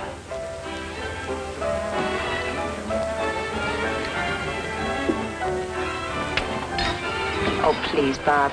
I wish you wouldn't. Oh, let me alone. Oh, look! All right?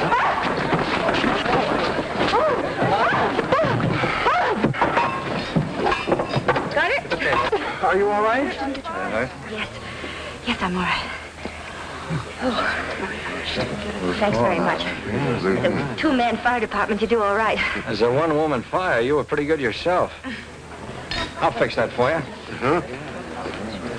There we are. Sorry to do this to your coat, Mr. Finch. Oh, that's unnecessary. Guess you'll have to come along. That's all right. You better go back and finish your drink. Here. Excuse me. Good night. The fire department's taking me home. Oh.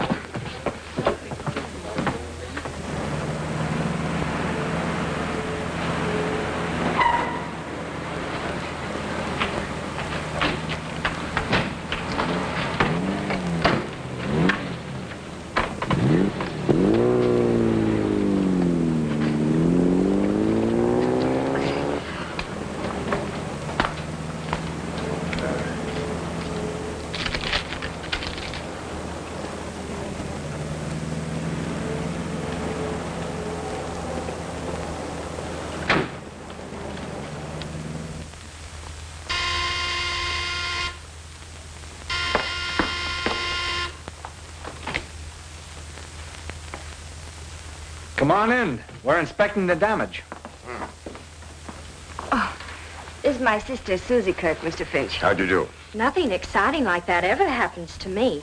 It's always Mary. Don't bother, Doctor. It's completely ruined. Susie, didn't you come in just before we did? Oh, why, no. I've been home all evening.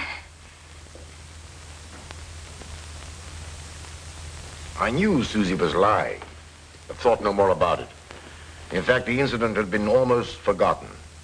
When one night, I received a call from Dr. Bradford. He wanted me to meet him in his laboratory, saying there was a special reason for requesting it.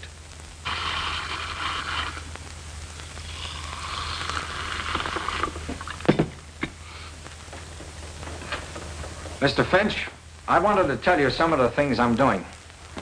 Bourbon and soda, isn't it? And no ice? No ice. Pardon. A few months ago, the papers and magazines carried some surprising stories about the celebrated Dr. Ziegfeld, who has since died. He claimed he had revived animals after they had been dead for some time. Yes, I read about it. Now, from my own research, I'm convinced he was right, and I'm determined to carry on his work. The very essence of life, I believe, clings to cells and is held in the heart of atoms for an indefinite length of time, depending somewhat upon how we meet our end. If you could find some way to bring people back from that borderland, you'd be one of the world's great benefactors. Take, for instance, a case of death by drowning. Or electrocution. I told you I had a job I dislike, that I hate. I'm the executioner for the state. I'm the man who throws the switch to kill those condemned to die. That's not what one might call a pleasant job, but in your case, I can understand it. Not only that, but I must work. It costs quite a lot to run this laboratory, and I have to have money. And I suppose you have opportunities to study those who have been legally put to death. Only with limits. Permission must be obtained. There's a lot of red tape, and properly so. This is undoubtedly an imposition, but I simply had to talk it over with someone. You're a criminologist and a psychologist. Here's to Mary. And to me. You don't mean it. My congratulations. Not so fast. What will she think when I tell her about my job? I don't believe any psychologist could answer that without knowing Mary better. Depends entirely upon her temperament. She might understand. Regard the matter with a complete objectivity. And she might loathe me. Finish your drink and come with me. I can't stand the suspense any longer. I want you to have dinner with us tonight at the grotto, if you will. Of course. Here's to luck. Good luck.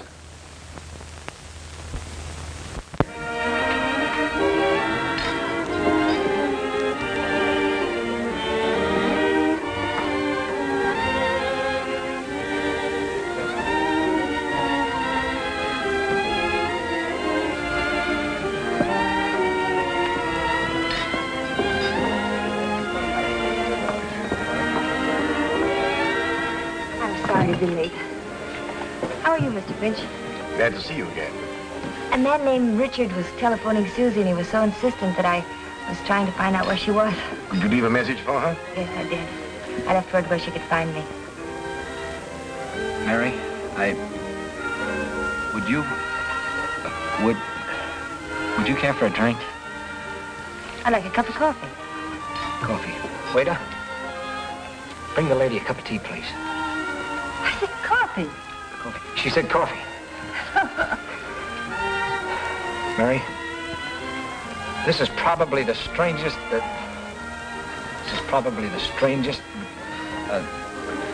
proposal? Yes, that's it. Proposal? What kind of proposal? Why, a proposal. Yeah. Proposal. It's probably the strangest proposal because, it's rather odd that the guy who's going to propose invites a third party to be present at such a time. Mary, I want you to... Is, marry the word? Yes, it is. Yes, that's the word. I love you. Well, perhaps I better leave. No. Don't you leave. There are some things about me that Mary must know. She might want to talk them over with you. Well, I have an idea. Suppose you go to the bar and finish your drink, and I'll stay here and talk to Mary. All right, I'll go to the bar.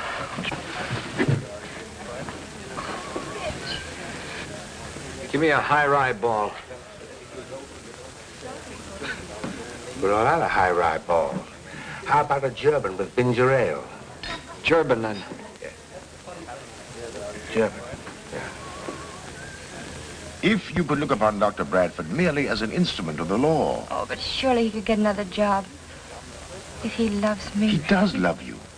And we might get him another job, as you suggest. In fact, I already have an idea that might work out. But Mary, try to understand that his chief reason for holding this position is because through his prison association, he had opportunities for investigation. Oh, but I couldn't, Finch. I simply couldn't. Look, he'd be leaving me at night, and I'd wait, watching the clock, knowing that when the hour came, Brad would... Oh, I couldn't.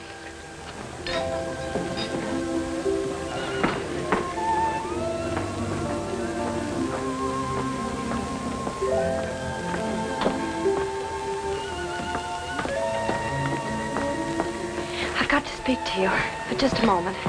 Excuse me. What happened? I'll be right back. Did you tell her? Yes. What did she say? You could if you wanted to. You just won't help. Susie, I can't. Why don't you tell me who's in trouble? He's a friend of mine, and I feel I'm responsible. The one who was calling this evening? I don't know who you're talking about. Susie, I'm sorry. I haven't the money to... You would if it wasn't for... If it wasn't for what? Nothing.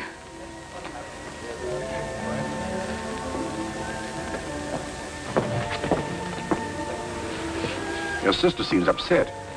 Can I be of any assistance? No, thanks. Susie's always taking somebody else's troubles on her shoulders. Sit down, Mary. Well, I'm sorry, Brad. There's nothing more to be said, is there? Mr. Finch has probably told you how I feel about things. But somebody has to do it. It doesn't have to be the man I... Oh, give it up, Brad, please. I can't, Mary. Not yet.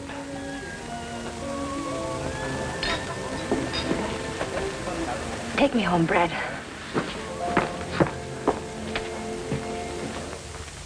Some time passed. I used to see Brad now and then. He was quite depressed, dejected. One night, we were dining together at the grotto when... But let's get back to this letter for a moment. In a few minutes, I must answer with my life, because out of my father's past, a specter has come back to haunt me, to provide a motive for murder. Now, in order to better understand this, we should know a little more about Mary.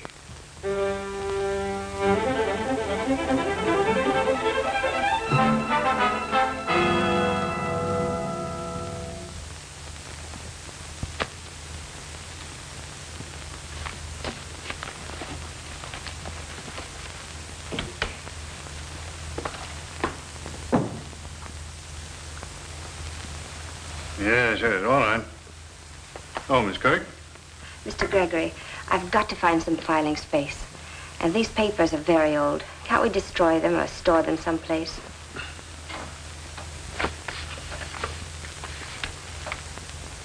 My, Tom Logan. I was too smart for that crook. I was appointed head of the civic committee to clean up the city. Picked the right man, busted the racketeers in jig time. Logan was killed. That was a dozen years ago. How'd you know that? The complaint's dated. Oh, of course. I thought you were too young to remember. About the age of Tom Logan's oldest girl, I should guess. And there was a younger one. Mother died when she was born. I tried to find them both, plunk them in a reform school. But some relative of the mother's took her out of the state.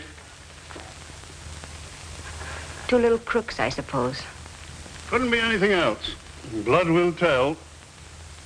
I pride myself on the fact that everyone working for me in my bank comes from the right people. I've personally examined their backgrounds and know they can all be trusted. What about me?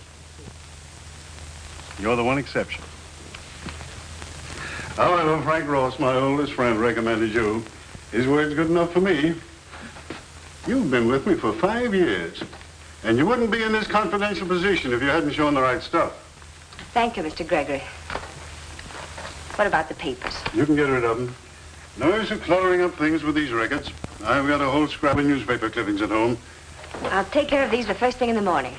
And if there's nothing more, I'll go home now. All right, good night.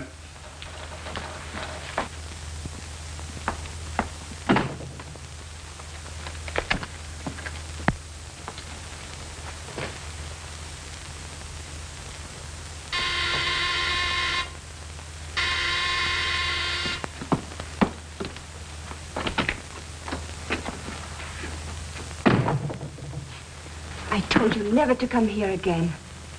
I don't want Susie to know. Now, slow down. I got good news for you. I'm leaving town. I'm taking up a little collection from some of my friends and thought maybe you'd like to contribute.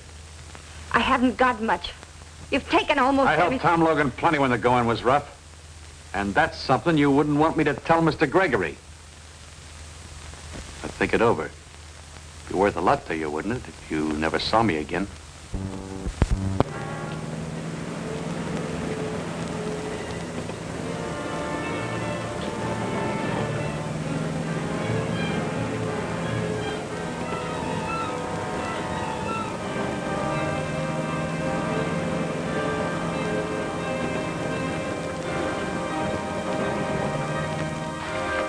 That money I've saved is for Susie. Her education. She's going to college this fall. Susie can go to work. I've got to have 500 more, and then I'll never come back. You can tell Mr. Gregory if you want. Everything!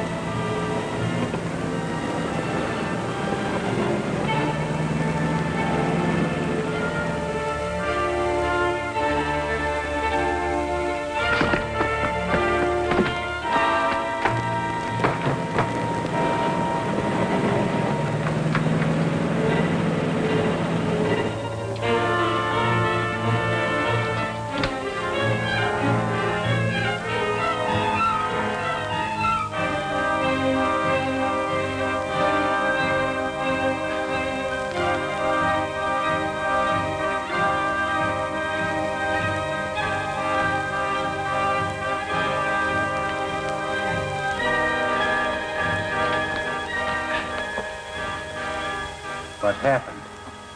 Mary, why did you...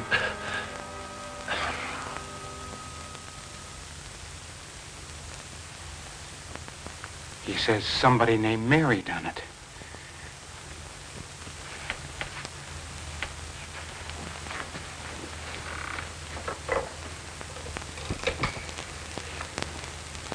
Get me the police, quick.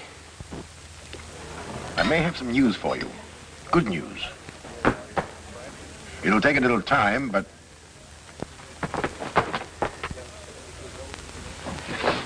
Mary, what's happened? Oh, I was hoping I could find you here.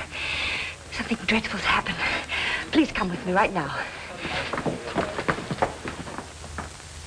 You say you found the man before he died, and he said something about this girl.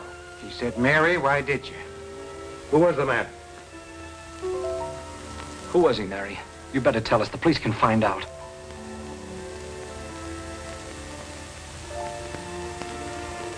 Oh, Brad.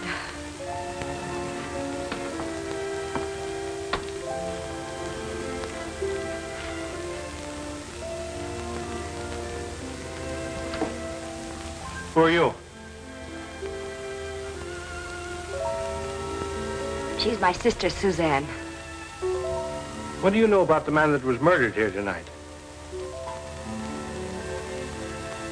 Was it that blackmailer?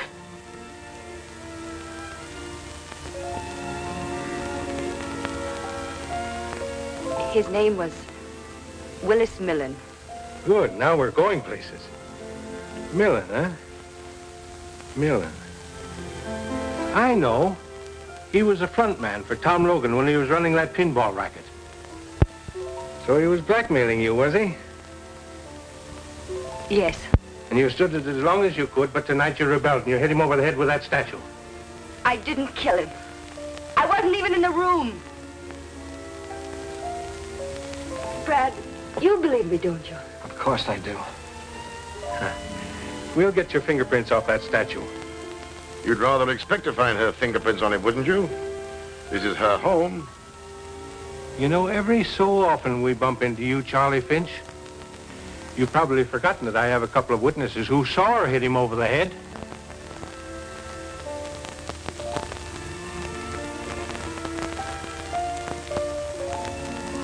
I'm afraid I'll have to ask you to come to headquarters, Miss Kirk.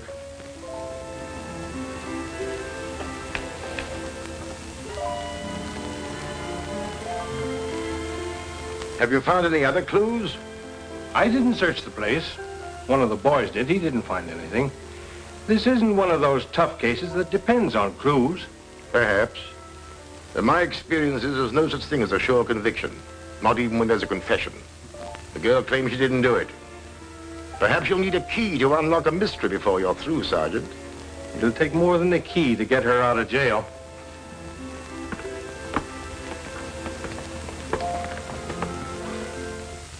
I had a key, all right, but a key without a door to unlock. It wasn't difficult to find out where Millen lived, but the key didn't fit his lock. Then I questioned Susie regarding her boyfriends, and she was reticent. She was more than that, she was cagey. Sometimes I thought she didn't care what happened to Mary. Then one day, I discovered a thumbprint on the key, which matched exactly with one I had found on the statue. There were plenty of Mary's prints there, so they disregarded the only important one. Mr. Gregory, of course, will always believe that I'm guilty. He will probably witness my execution with a smile. Well, he won't have long to wait. They will come for me soon now. I went to see Gregory. Your interest in this case, Mr. Finch, is, in my opinion, entirely unwarranted. The shame and humiliation this has brought upon me is almost unbearable. I can't hold my head up again. I can understand your emotion, Mr. Gregory, but it's the girl who's going on trial for her life. Tom Logan's daughter. That's the bitter pill I have to swallow. If you could in some way help me to clear her, you'll be helping your own case at the same time. Are you? Well, being human, I feel very sorry for Mary Kirk.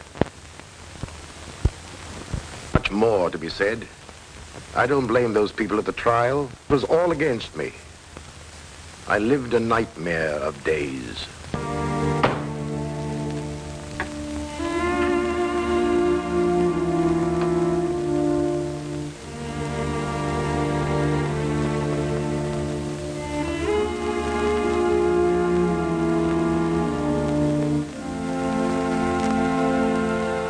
I first met Mr. Millen one night when my sister was out. He came to the house. Did he mention money? Yes. He supposed I knew Mary was paying him. Did you tell her about the visit? Yes. But I never mentioned I knew about the money. Robbery couldn't have been the motive. We found a large roll of bills in his pocket. If I'd known she was using an alias, that she was Tom Logan's daughter... Objection sustained. I can say what I think. Not in this court. Mr. Gregory, it is Mary Kirk Logan who is on trial, not her father. But I... You will confine your answers to the questions asked. Susie, do you believe your sister is guilty? Yes. Why do you think that? I heard Mary threaten him once when I was in the bedroom and she didn't know it. Then I seen her bring something down over his head and he fell. You could identify her? You are sure it was the defendant? We went in. Yes, we know, Mr. Avery. But you mean to tell the judge and this jury that you could be sure it was the defendant? That the figures on the window shade were so distinct you couldn't be mistaken? I'm positive. I gotta believe my own eyes.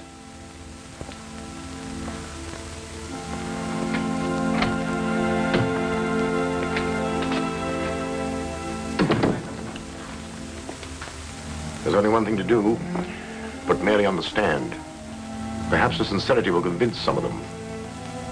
When I came out of the bedroom, I saw no one. He was lying there. I wanted to get help.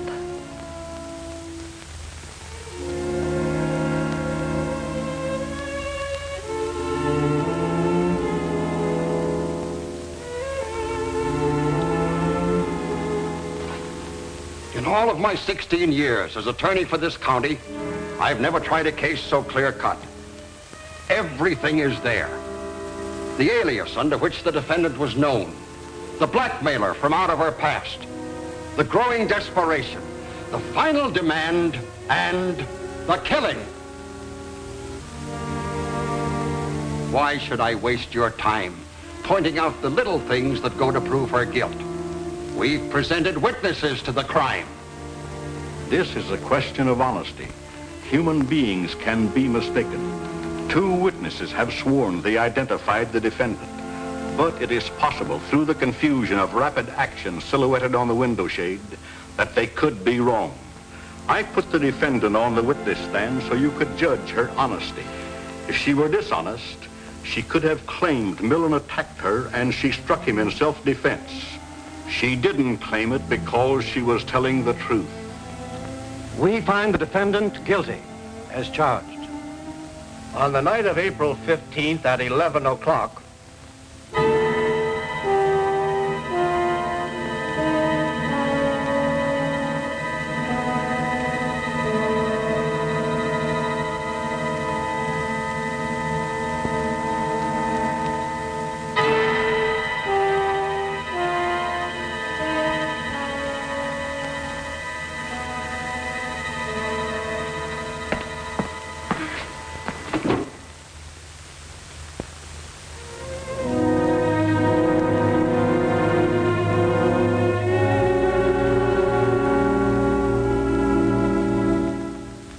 I don't suppose, up to that moment, that the thought occurred to either Mary or Brad that the fates were so conspired as to make him the executioner of the girl he loved.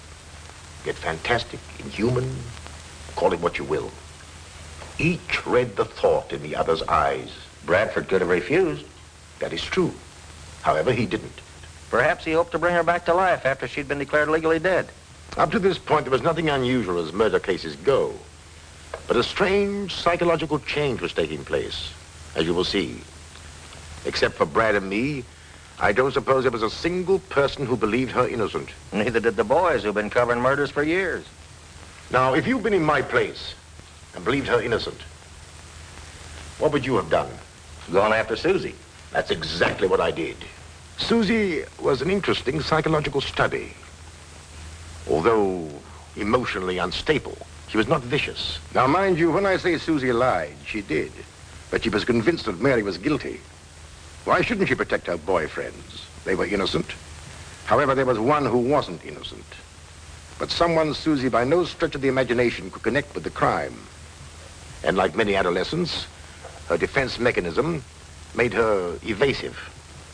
I know you're anxious to help your sister. Of course, but how can I help her? Someone might have killed Millen while she was in the bedroom. I suppose they could. But Mary said she didn't see or hear anyone. Someone who got in the back door, through the kitchen. One of your boyfriends, perhaps. Mr. Finch. If you'll forget your indignation, perhaps I can save your sister from the electric chair. What do you want to know? To start with, the first night I met you, the night that Dr. Bradford and I brought your sister home, I saw you get out of a coupe in front of your house.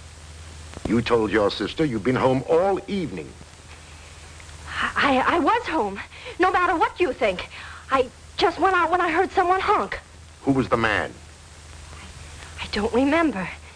Let's see. Who was it? Oh, yes.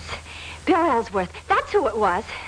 Where can I find him? Oh, I haven't the remotest idea. He's a boy I met at a dance.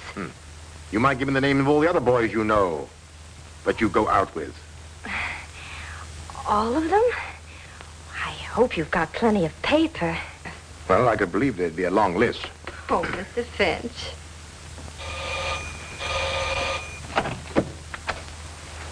morning. Does Bill Ellsworth live here? He does when he's home, but he's been in South America for over a year.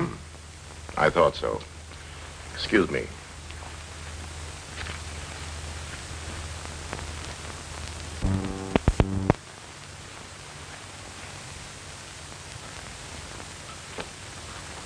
There wasn't a clue in the whole list.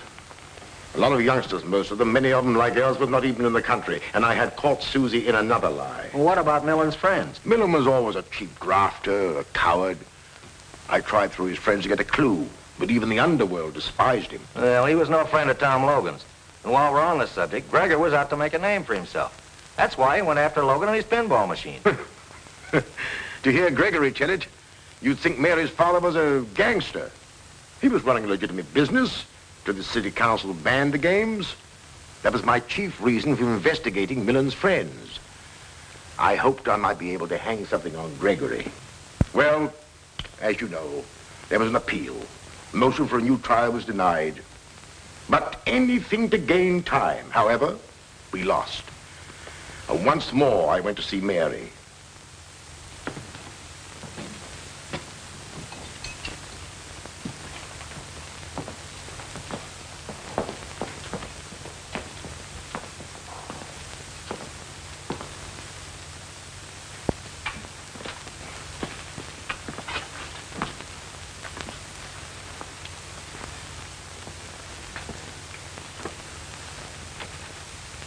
Not yet. Is there trouble in finding someone with a motive?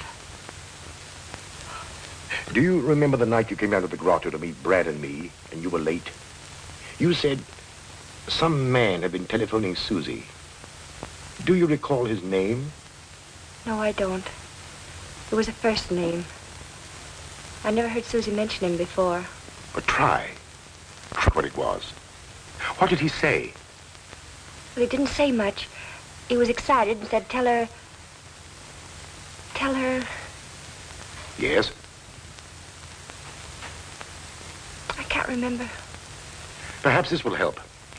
When Susie came into the grotto, what did she say? Did she use his name? No, all she said was that she had to have some money. And I tried to find out what it was for, but she wouldn't say. She wanted me to lend it to her. How much did you want? $1,000. Hmm. You and Brad were there at the time. I didn't feel I could pursue the subject. I just told her I couldn't let her have it. Someone, a man Susie knew, had to have $1,000. Maybe she'll remember that. I'll come again, Mary. Call me tonight, will you? Anything new from Finch? No. He's still at it. And he's the best man in the country. It's good to have a friend like him. I wish I could help as much. If I could only do something. You've done everything anybody could. You know I love you, Mary. And you believe me, don't you? I do.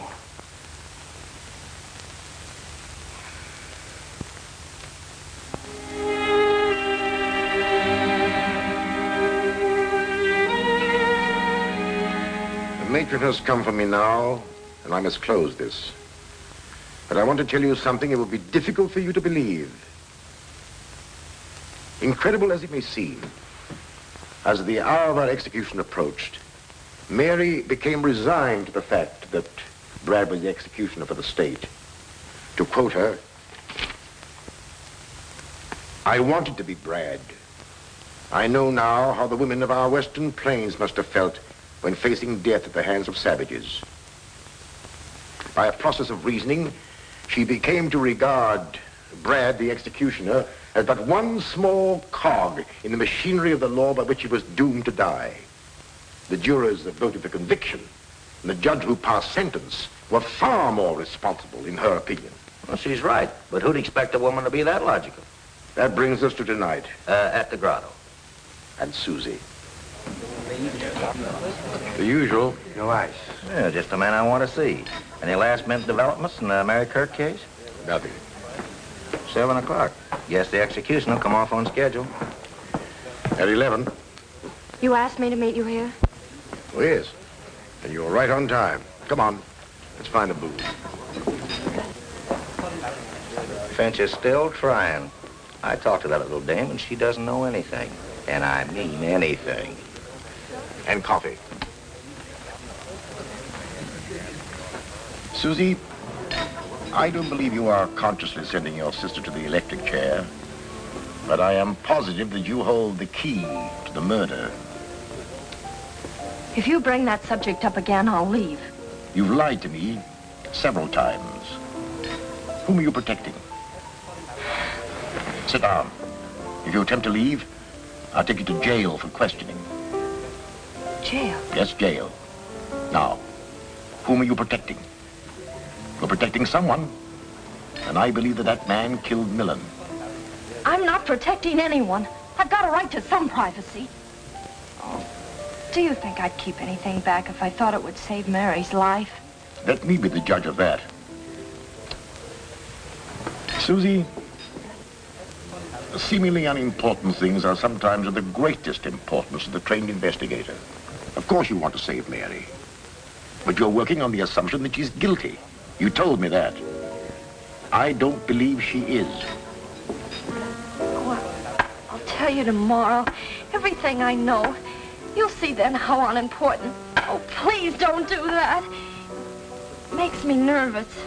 Oh, of course. But tomorrow will be too late. I just happen to know something which doesn't concern anyone in the world but...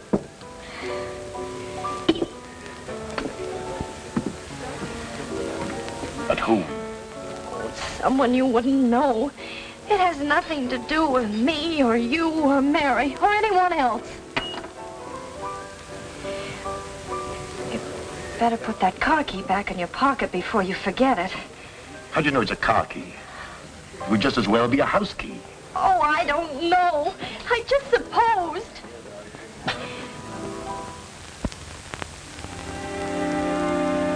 No message for me? No, sir. Mr. Finch hasn't telephoned. Not since early this afternoon. It was nice of him to give me hope. Nothing from... No, Doctor. She didn't ask for someone else to take my place? No, sir.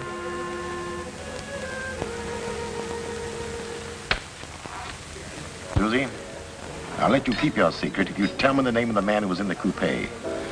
The one you said was Bill Ellsworth. I said that because it was none of your business.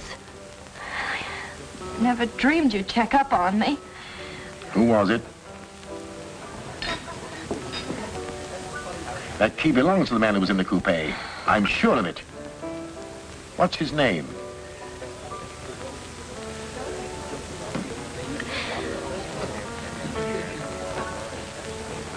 Ah, I remember his name. You tried to borrow money from your sister for him. His name is Richard. Oh. You wouldn't tell me because you were afraid he might involve you in some personal scandal. He was very close to you, wasn't he? Am I right? No. No. But I promise to keep you out of it, Susie. Look at it my way. Richard had a key to the back door. How did you know that? I didn't. You've just told me. Oh. Needing money desperately, he got into the kitchen. He saw the roll of bills that Millen had, and... He couldn't possibly have done it. I'm convinced that he did. Otherwise, how could his car key have been on your floor? Oh, how horrible. But it's too late. He's leaving town tonight. Alone? Or with somebody else? Oh, he wouldn't do that. Don't be too sure. Do you think we can find him, Susie? We can't. It's too late, I tell you. We can't. Come on. Let's try. Here's where he keeps his car. Is he getting away in it? Yes, that's what he said.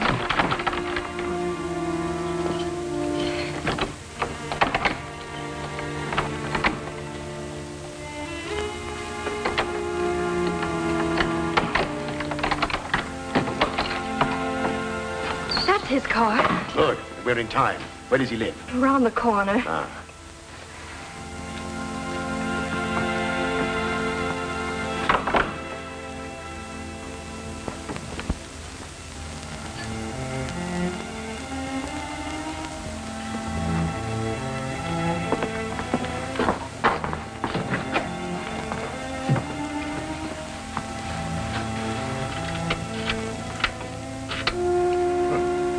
The key fits all right. Now there's nothing to do but wait. And pray. Pray that he comes in time.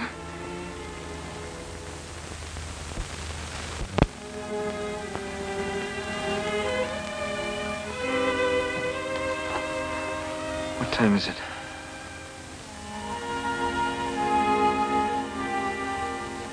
You've got half an hour. Half an hour.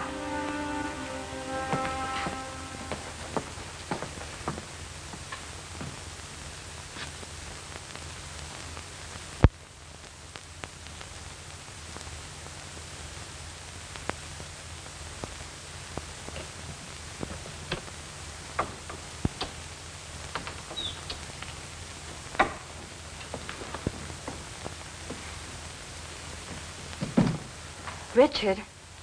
Susie. What are you doing here? I just had to see you before you left. I needn't have gone if you'd got me that money. Why didn't you grab Millen's money when you had a chance? Where were you? I protected you. Now you're deserting me. You're letting my sister die. Why, you... Stand where you are. All right, out. Quick.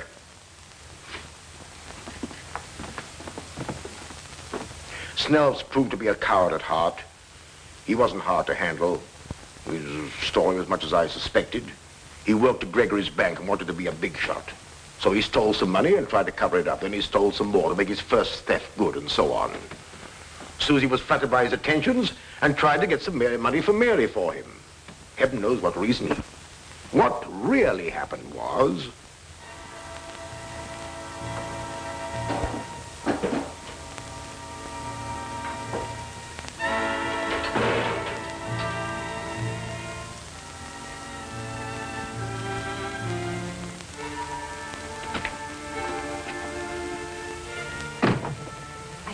Never to come here again.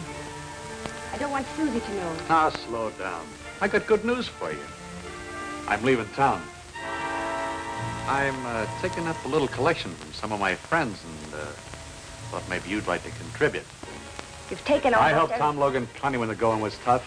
And that's something you wouldn't want me to tell Mr. Gregory. That money I've saved is for Susie. Her education. She's going to college this fall. Susie can go to work. I've got to have 500 more, and then I'll never come back. You can tell Mr. Gregory if you want to. Everything!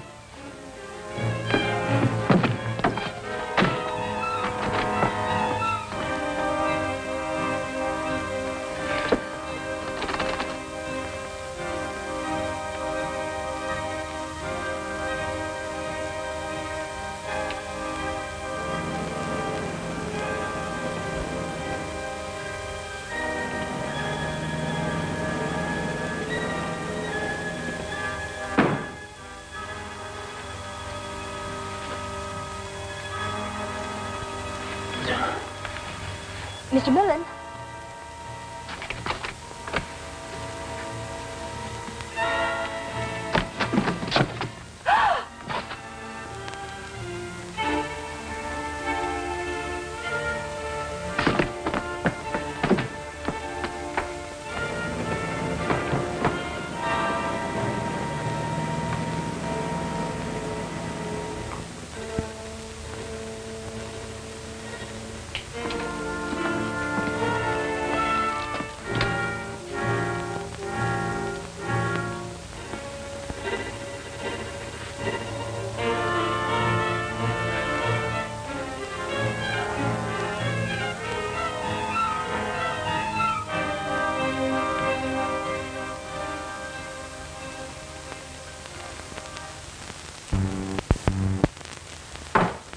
Until Gregory hears this.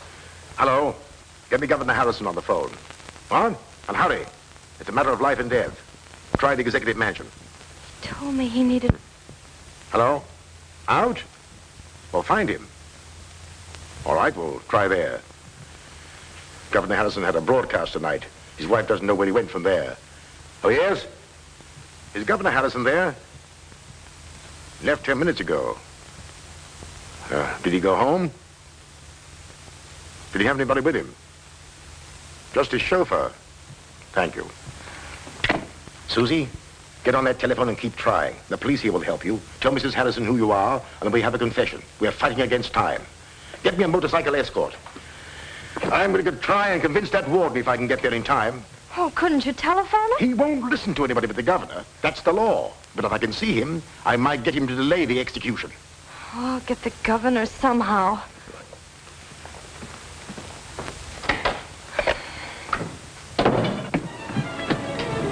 State prison.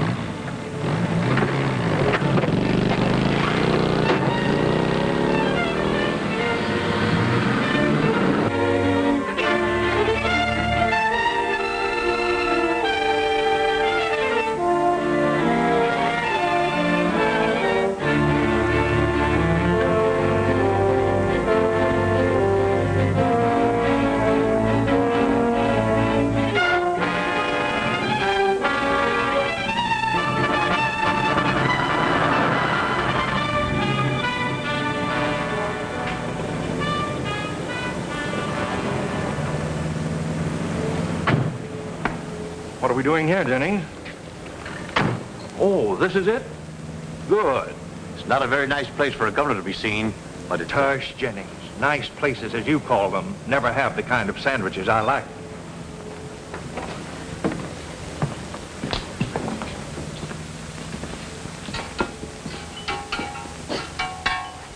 What can I do for you fellas? Oh, excuse me. I just listened to you on the radio, Governor Harrison. It sure was a swell speech. Thank you.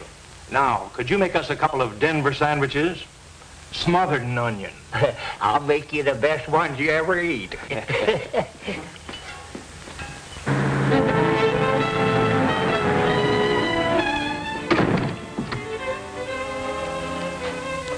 About time, Dr. Bradford? Yes, I know. Of course you know how I feel. How we all feel about it. Thank you.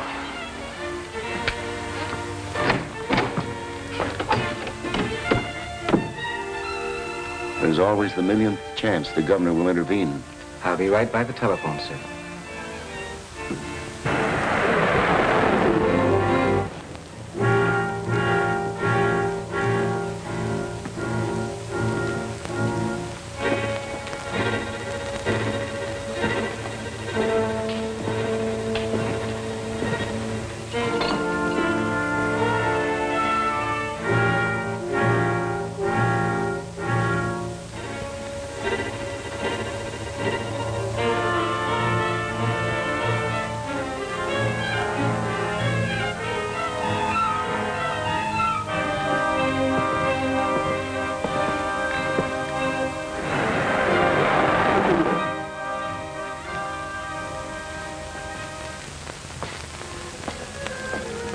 Late.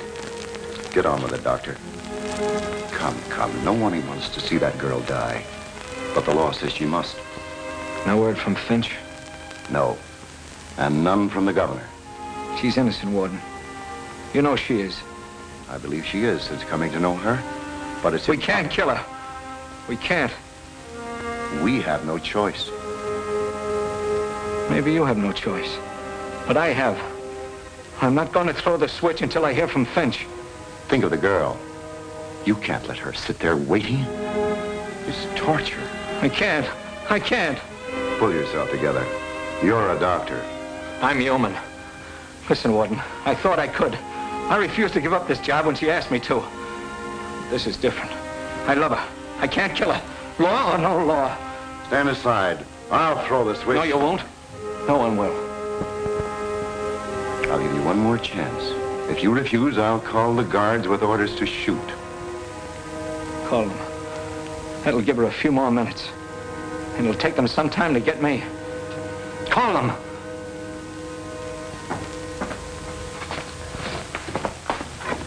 Listen to me and you'll have the scoop of the year. We've got Snell's confession. My sister's innocent. Help me. Please, please. I'll give you one last chance. Come on.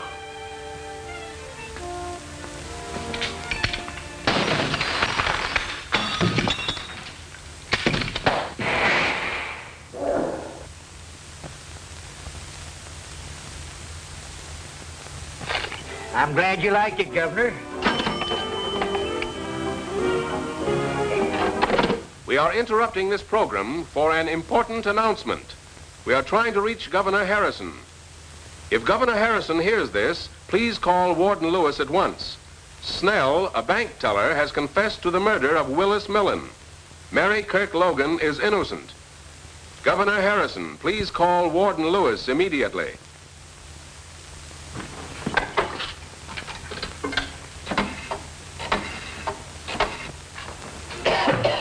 Just keep him here until I come out. Yes? Yes, sir. It's the governor. Stop, Warden! The governor has stayed the execution. A bank teller by the name of Snell has confessed. The governor hasn't all the facts, but is satisfied it's so. Thank heaven Dr. Bradford saved her. Is the governor on the wire? Yes. Release her. Pull yourself together, Brad. And bring Mary to me as soon as you have her released. The warden gave me this when I was leaving. That letter'd be worth a nice piece of change to my paper. Sorry, Max. It doesn't belong to me.